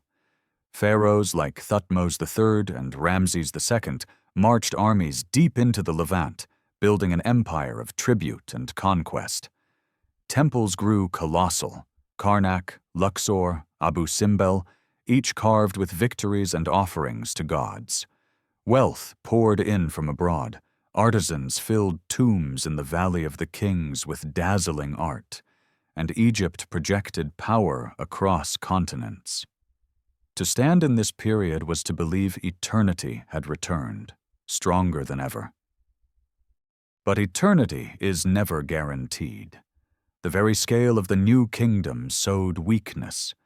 Endless wars drained resources, corruption spread among officials, and priests of Amun grew powerful enough to rival pharaohs. Foreign enemies pressed harder, from Hittites to Sea Peoples. Famines struck again, shaking faith in the king's ability to uphold Ma'at. And beneath the surface, discontent brewed. Common people, once content to labor for eternity, began to question. In strikes recorded at Deir el-Medina, workers protested unpaid rations, an echo of human frustration breaking through the ritual of order. The late period saw Egypt repeatedly invaded by Libyans, Nubians, Assyrians, Persians. Each wave left scars, yet each time Egyptians adapted, weaving foreign rulers into their fabric. Even when outsiders wore the crown, priests still performed rituals, scribes still wrote in hieroglyphs, and tombs still echoed with prayers. Eternity bent but did not break. Perhaps it was this stubborn continuity that made Egypt so alluring to conquerors. To rule Egypt was to inherit its aura, to claim participation in its permanence. The final act came with the arrival of Alexander the Great. To the Egyptians, he was not only a conqueror, but a liberator from Persian rule. At Siwa Oasis, oracles declared him son of Amun, granting him divine legitimacy. His successors, the Ptolemies, built Greek-style cities alongside Egyptian temples, merging cultures in a unique synthesis. Cleopatra VII, last of the line, embodied this fusion. Greek by descent, yet Egyptian in devotion, ruling as pharaoh, speaking the native tongue, offering to the gods. Her reign was a final blaze of glory, rich in drama and tragedy, ending with Rome's conquest. Under Roman rule, Egypt became the empire's breadbasket, its grain feeding Rome. Obelisks were hauled across the Mediterranean, temples slowly fell silent, and hieroglyphs faded from memory. The gods of Egypt were absorbed into foreign pantheons, their temples converted or abandoned. By the time Christianity spread through the Nile, the old ways had become whispers. The last hieroglyph was carved in 394 CE, a final flicker of a tradition that had lasted 3,000 years. The silence that followed was heavy, as if the gods themselves had withdrawn. And yet, Egypt never truly died. Its monuments endured, defying sand and time. Greek philosophers had claimed to drink from its wisdom. Roman emperors had decorated their cities with its symbols, and later, medieval travelers told tales of its wonders. When Napoleon scholars arrived in the 18th century, sketching temples and carting back the Rosetta Stone, Egypt once again entered the global imagination. Its eternity had shifted form, not as a living civilization, but as a fascination, an endless source of wonder and mystery for all who looked upon its ruins. What makes Egypt unique is not that it fell, every empire falls, but that it refused to vanish. Its essence persisted in stone, in myth, in memory. Unlike other cultures swallowed completely by time, Egypt left traces so monumental that forgetting was impossible. Even in silence, its pyramids spoke. Even in ruin, its temples taught. Eternity, it seems, was not in never changing, but in never being erased. Perhaps that is Egypt's true legacy, a reminder that no civilization, however mighty, is invulnerable, but that what we create in alignment with deeper truths, order, memory, meaning, can outlast us. Egypt teaches us that fragility and endurance walk together, that collapse and eternity are not opposites but parts of the same cycle. Its fall was not the end, but the beginning of a new kind of life, one that continues to shape us even now.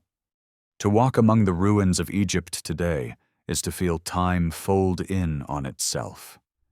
Columns rise like petrified trees, their capitals shaped as lotus or papyrus, still reaching upward though their gods are silent. Walls covered in hieroglyphs stretch in endless rows, their colors faint but stubborn against the desert sun. Statues stand with broken noses yet unbroken gazes, their eyes staring into eternity long after empires have come and gone. These are not mere remnants of stone.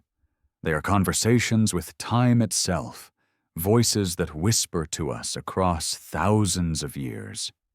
The temples of Karnak and Luxor still dominate the Theban plain, colossal complexes of halls, pylons, and sanctuaries.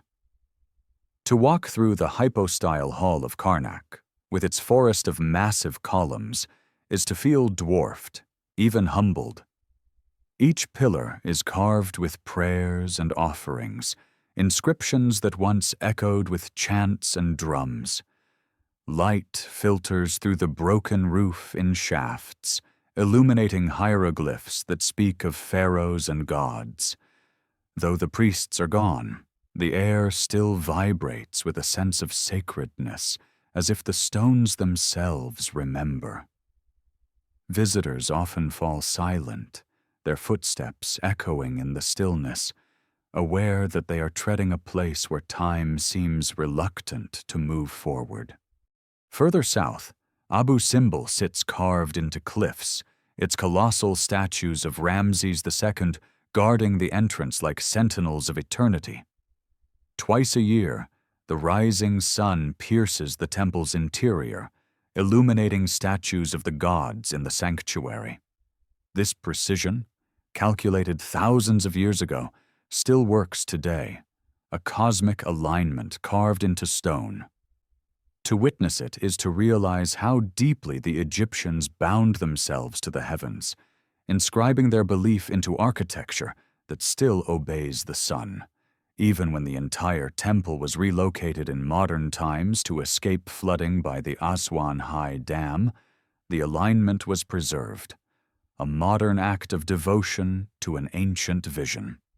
The Valley of the Kings hides tombs beneath the desert hills, corridors descending into painted chambers where pharaohs sought eternity. The colors, astonishingly vivid, show scenes of gods, stars, and spells guiding the dead. To descend into these tombs is to step into a painted cosmos, a map of eternity drawn for the soul's journey. Tutankhamun's tomb, though modest compared to others, astonishes with its treasures: golden mask, chariots, jewelry, objects meant not for display, but for use in the afterlife. When Howard Carter first gazed upon them in 1922, he described wonderful things. The phrase still captures what visitors feel today: a sense of awe that these objects, sealed for millennia, remain vibrant, as if the boy king's presence still lingers. These monuments, scattered across the Nile Valley, form more than tourist attractions. They are anchors of memory. They remind us that Egypt's pursuit of eternity was not an illusion. For while their gods may have faded, their monuments endure, speaking not only of power, but of hope. Each statue, each inscription, was an act of faith, a belief that memory could be preserved. And in this, they were right. Thousands of years later, we still speak their names, still marvel at their works, still feel their presence. Eternity, in a way, has been achieved. But ruins also provoke reflection. Standing before them, one feels both admiration and melancholy. Admiration for the genius, labor, and devotion that created them. Melancholy because those who built them are long gone, their voices silenced, their rituals broken. The temples are empty, the tombs robbed, the gods unworshipped. Eternity, it seems, is not absolute but relative, enduring compared to human lives, fragile compared to time itself. Yet perhaps that was always the point. Egyptians knew death was inevitable. What they sought was to push memory as far as possible, to leave echoes that would outlast generations. In that, they succeeded more than any civilization in history. Modern technology has added new dimensions to this legacy. Satellites reveal buried pyramids beneath sand. CT scans peer inside mummies without unwrapping them. Digital reconstructions bring colors back to faded reliefs. In laboratories, scientists analyze pigments, textiles, and DNA, piecing together stories that the ancients never imagined would be told. And yet, despite all this knowledge, the core mystery remains. We can measure, analyze, and document, but we cannot dissolve the aura. The monuments still retain their silence, their capacity to inspire awe. No equation explains why a colossal statue or a painted tomb moves us so deeply. Perhaps it is because they connect us to something beyond reason, the universal human desire to defy oblivion. To walk among Egypt's ruins is to confront questions about ourselves. What will we leave behind? Will our skyscrapers, satellites, or data survive millennia? Or will they vanish, leaving only fragments incomprehensible to future eyes? Egypt reminds us that stone speaks longer than words, that memory must be carved to endure. It challenges our arrogance, showing that civilizations far older than ours achieved feats we still struggle to match. And it comforts us, too, reminding us that though individuals fade, cultures can achieve echoes that ripple across eternity. The ruins are not just history, they are mirrors. They reflect our own hunger for meaning, our own fear of time, our own hope that something of us will last. Each traveler who stands before a pyramid, who touches the carved walls of a temple, who descends into a painted tomb, participates in the very dream of the Egyptians.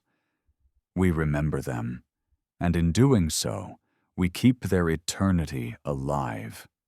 Egypt's legacy did not end with the fall of its kingdoms or the silence of its temples. Instead, it spread outward, carried into new cultures, reshaped and reborn in ways the ancient priests could never have foreseen. To trace this afterlife of Egypt is to follow a chain of fascination that stretches across continents and centuries, from Greek philosophers to modern tourists, from Roman emperors to Hollywood films. Few civilizations have exerted such enduring power over imagination. The Greeks, encountering Egypt in the centuries before Alexander, regarded it as the cradle of wisdom. Herodotus called it the gift of the Nile and filled his histories with tales of its wonders, some accurate, others fanciful. Philosophers like Pythagoras and Plato were said to have studied with Egyptian priests, absorbing geometry, astronomy, and mystical rites. Whether these stories are literal or not, they reveal the aura Egypt had even then, a place of ancient knowledge, a keeper of secrets older than Greece itself.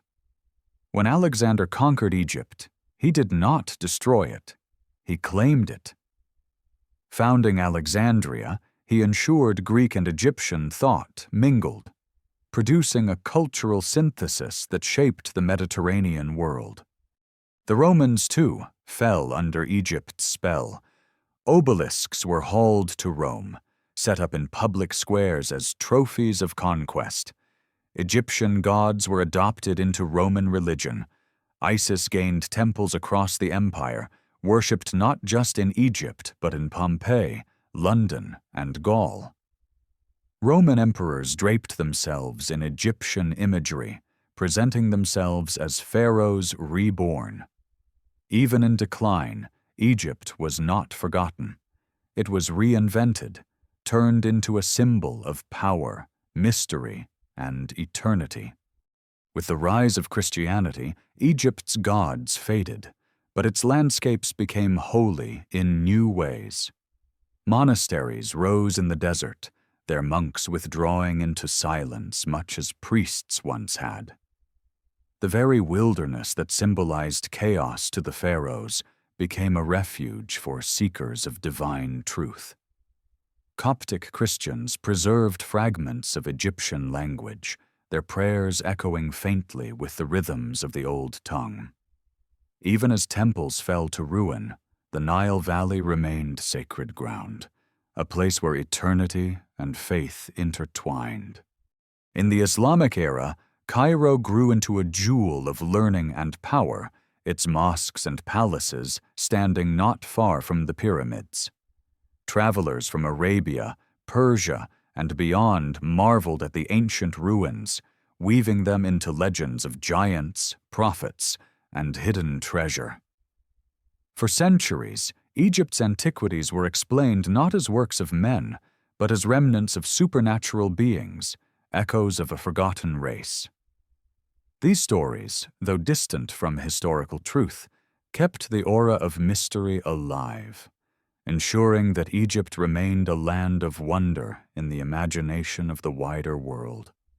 The modern rediscovery of Egypt began with Napoleon's campaign in 1798, when scholars accompanied soldiers, documenting ruins in unprecedented detail. Their work awakened Europe to the scale and richness of Egyptian heritage. The Rosetta Stone, uncovered during this expedition, became the key to unlocking hieroglyphs, allowing Champollion to resurrect a language that had been silent for more than 1,000 years. Suddenly, the mute stones spoke again. Pharaohs regained their voices, and the world listened with awe. From that moment, Egyptomania gripped the West. Obelisks were erected in Paris, London, and New York. Museums filled with mummies, statues, and papyri, their display both preserving and dislocating them. Artists painted pyramids against romantic sunsets, writers filled novels with curses and treasure hunts, and architects built theaters, cemeteries, even department stores in Egyptian style. Egypt became not only history, but fashion, a symbol of exotic eternity that could be borrowed and remade. The discovery of Tutankhamun's tomb in 1922 intensified this fascination. The boy king's golden mask, gleaming in photographs, became an icon of mystery and wealth. The story of Howard Carter opening the tomb, of wonderful things shining by candlelight, captured the imagination of millions. Rumors of a curse, sparked by untimely deaths among those involved, only deepened the allure. Egypt was no longer just archaeology. It was myth reborn, a stage where the modern world encountered the ancient in all its splendor and fear. Even today, Egypt continues to inspire. Films and novels retell its myths, blending fact and fantasy. Scholars debate its mysteries, tourists flock to its monuments, and spiritual seekers draw upon its symbols. The Eye of Horus adorns jewelry. The scarab remains a charm. Pyramids inspire architecture and speculation. In popular culture, Egypt is less a historical civilization than a timeless symbol, a shorthand for mystery, power, and the eternal struggle between life and death. But beneath the layers of fascination lies a deeper truth. Egypt endures because it speaks to universal desires. Its pyramids embody the human wish to build something that outlasts us. Its myths express the longing to conquer death. Its art captures the essence rather than the accident of being. Its writing preserves memory against oblivion. These are not merely Egyptian dreams, they are human ones. And this is why Egypt continues to resonate. It offers us a mirror of ourselves, magnified and eternal. To walk through a museum and see a mummy, to stand at Giza and gaze up at a pyramid, to read a hymn to Ra translated from stone, all of these are acts of connection. We connect across 4,000 years, hearing voices that refused to die, touching dreams carved in stone. Egypt's afterlife is not only in history books or tourist sites, but in every imagination it stirs. It is not gone. It has simply changed form, living on as symbol, story, and inspiration. In this way, Egypt achieved what it sought. Eternity was not just for kings or gods, but for the civilization itself. Long after its temples fell silent, its memory persists, more alive now in global imagination than perhaps it was in its final days. To be remembered is to live, and Egypt, more than any civilization, ensured that it would be remembered. Its monuments were built as anchors for eternity, and they succeeded beyond measure. To speak of Egypt is to speak of the human dream of eternity. From the first farmers who settled along the Nile to the last priests who carved hieroglyphs before the script fell silent, the civilization of the pharaohs was shaped by one question: how do we endure? They answered with stone, with ritual, with art, with words. They built mountains that outlast empires, wrote prayers that still speak, painted scenes that still glow with life. And in doing so, they left us not only ruins, but reminders of what it means to be human in the face of time.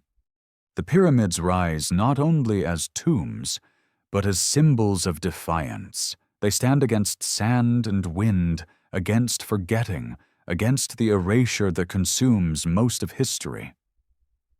When we gaze upon them, we feel awe, not because we understand them fully, but because we do not. Their silence is louder than explanation, their endurance greater than certainty. They remind us that the deepest human works are not those we solve, but those we wonder at. In this, Egypt succeeded. It built questions more enduring than answers. Its myths speak with equal power. The story of Osiris torn apart and reborn, of Isis's devotion, of Horus avenging his father. These are not just Egyptian tales, but universal ones. They echo in our own stories of loss and renewal, of love stronger than death, of justice sought against chaos. They tell us that even gods suffer, even gods die, but through struggle, life continues. In their myths, the Egyptians did not escape reality. They transformed it, giving cosmic meaning to human fragility. Its art and writing, so disciplined, reveal a conviction that truth is not fleeting appearance, but eternal essence. To show the whole body, even from impossible angles, was to preserve the person in their completeness. To carve a name was to preserve the soul. To paint a banquet was to ensure that joy itself would endure. These choices may seem strange to us, yet they speak of a profound insight, that memory shapes reality, that what we record is what survives. And because they recorded so much, Egypt survives. Even in decline, Egypt clung to this dream. When floods failed, when invaders came, when dynasties collapsed, the rituals continued. Priests still lit incense, scribes still copied spells, artisans still painted tombs. To persist in the face of ruin is itself a form of eternity. And so Egypt endured not by avoiding collapse, but by enduring through it, carrying forward the thread of Ma'at, the balance that kept the cosmos from dissolving. And what of us? Standing centuries later in the shadow of their monuments, we too seek to endure. We build towers of glass and steel, we record knowledge in fragile servers, we leave footprints on the moon. Yet compared to Egypt, our permanence is uncertain. Will our cities stand for 5,000 years? Will our words be read after millennia? Or will future travelers find only fragments, wondering at who we were? In this mirror, Egypt humbles us. It shows us both the limits of human ambition and the possibility of transcending them. To walk along the Nile today is to feel this paradox. The river still flows, as it did when Khufu ruled, when Cleopatra reigned, when Napoleon's scholars sketched its temples. Children laugh on its banks, fishermen cast nets, farmers still coax crops from its soil. Above them, stone monuments rise, silent witnesses to lives that came and went long before. Past and present fold together, the ancient and the modern sharing the same air. Egypt is not only memory, it is continuity, a living reminder that eternity is built not in moments, but in cycles. And so, as we leave the ruins, we carry with us more than admiration. We carry questions. What do we build that will last? How will we be remembered? What is our own vision of eternity? These questions are not academic. They are personal. They ask us to consider what matters, what we carve into stone, what we inscribe into memory. Egypt's answer was monumental, cosmic, eternal. Our answer remains to be written. Perhaps that is why Egypt still captivates us. It does not give us certainty, but confronts us with the same mystery its people faced. The mystery of time, of death, of meaning. It invites us to participate in its dream, to see ourselves in its myths, to hear our own heartbeat in the silence of its pyramids. In that silence, we are reminded that to be human is to strive against oblivion, to seek permanence even in the face of change. Egypt may have fallen as a kingdom, but as a dream it never died. It endures in stone and story, in memory and imagination, in every eye that lifts to its monuments and feels the weight of time. That is its true eternity, not the immortality of a single king, but the immortality of a vision that still moves us. And as long as we remember, as long as we wonder, as long as we speak its name, Egypt lives.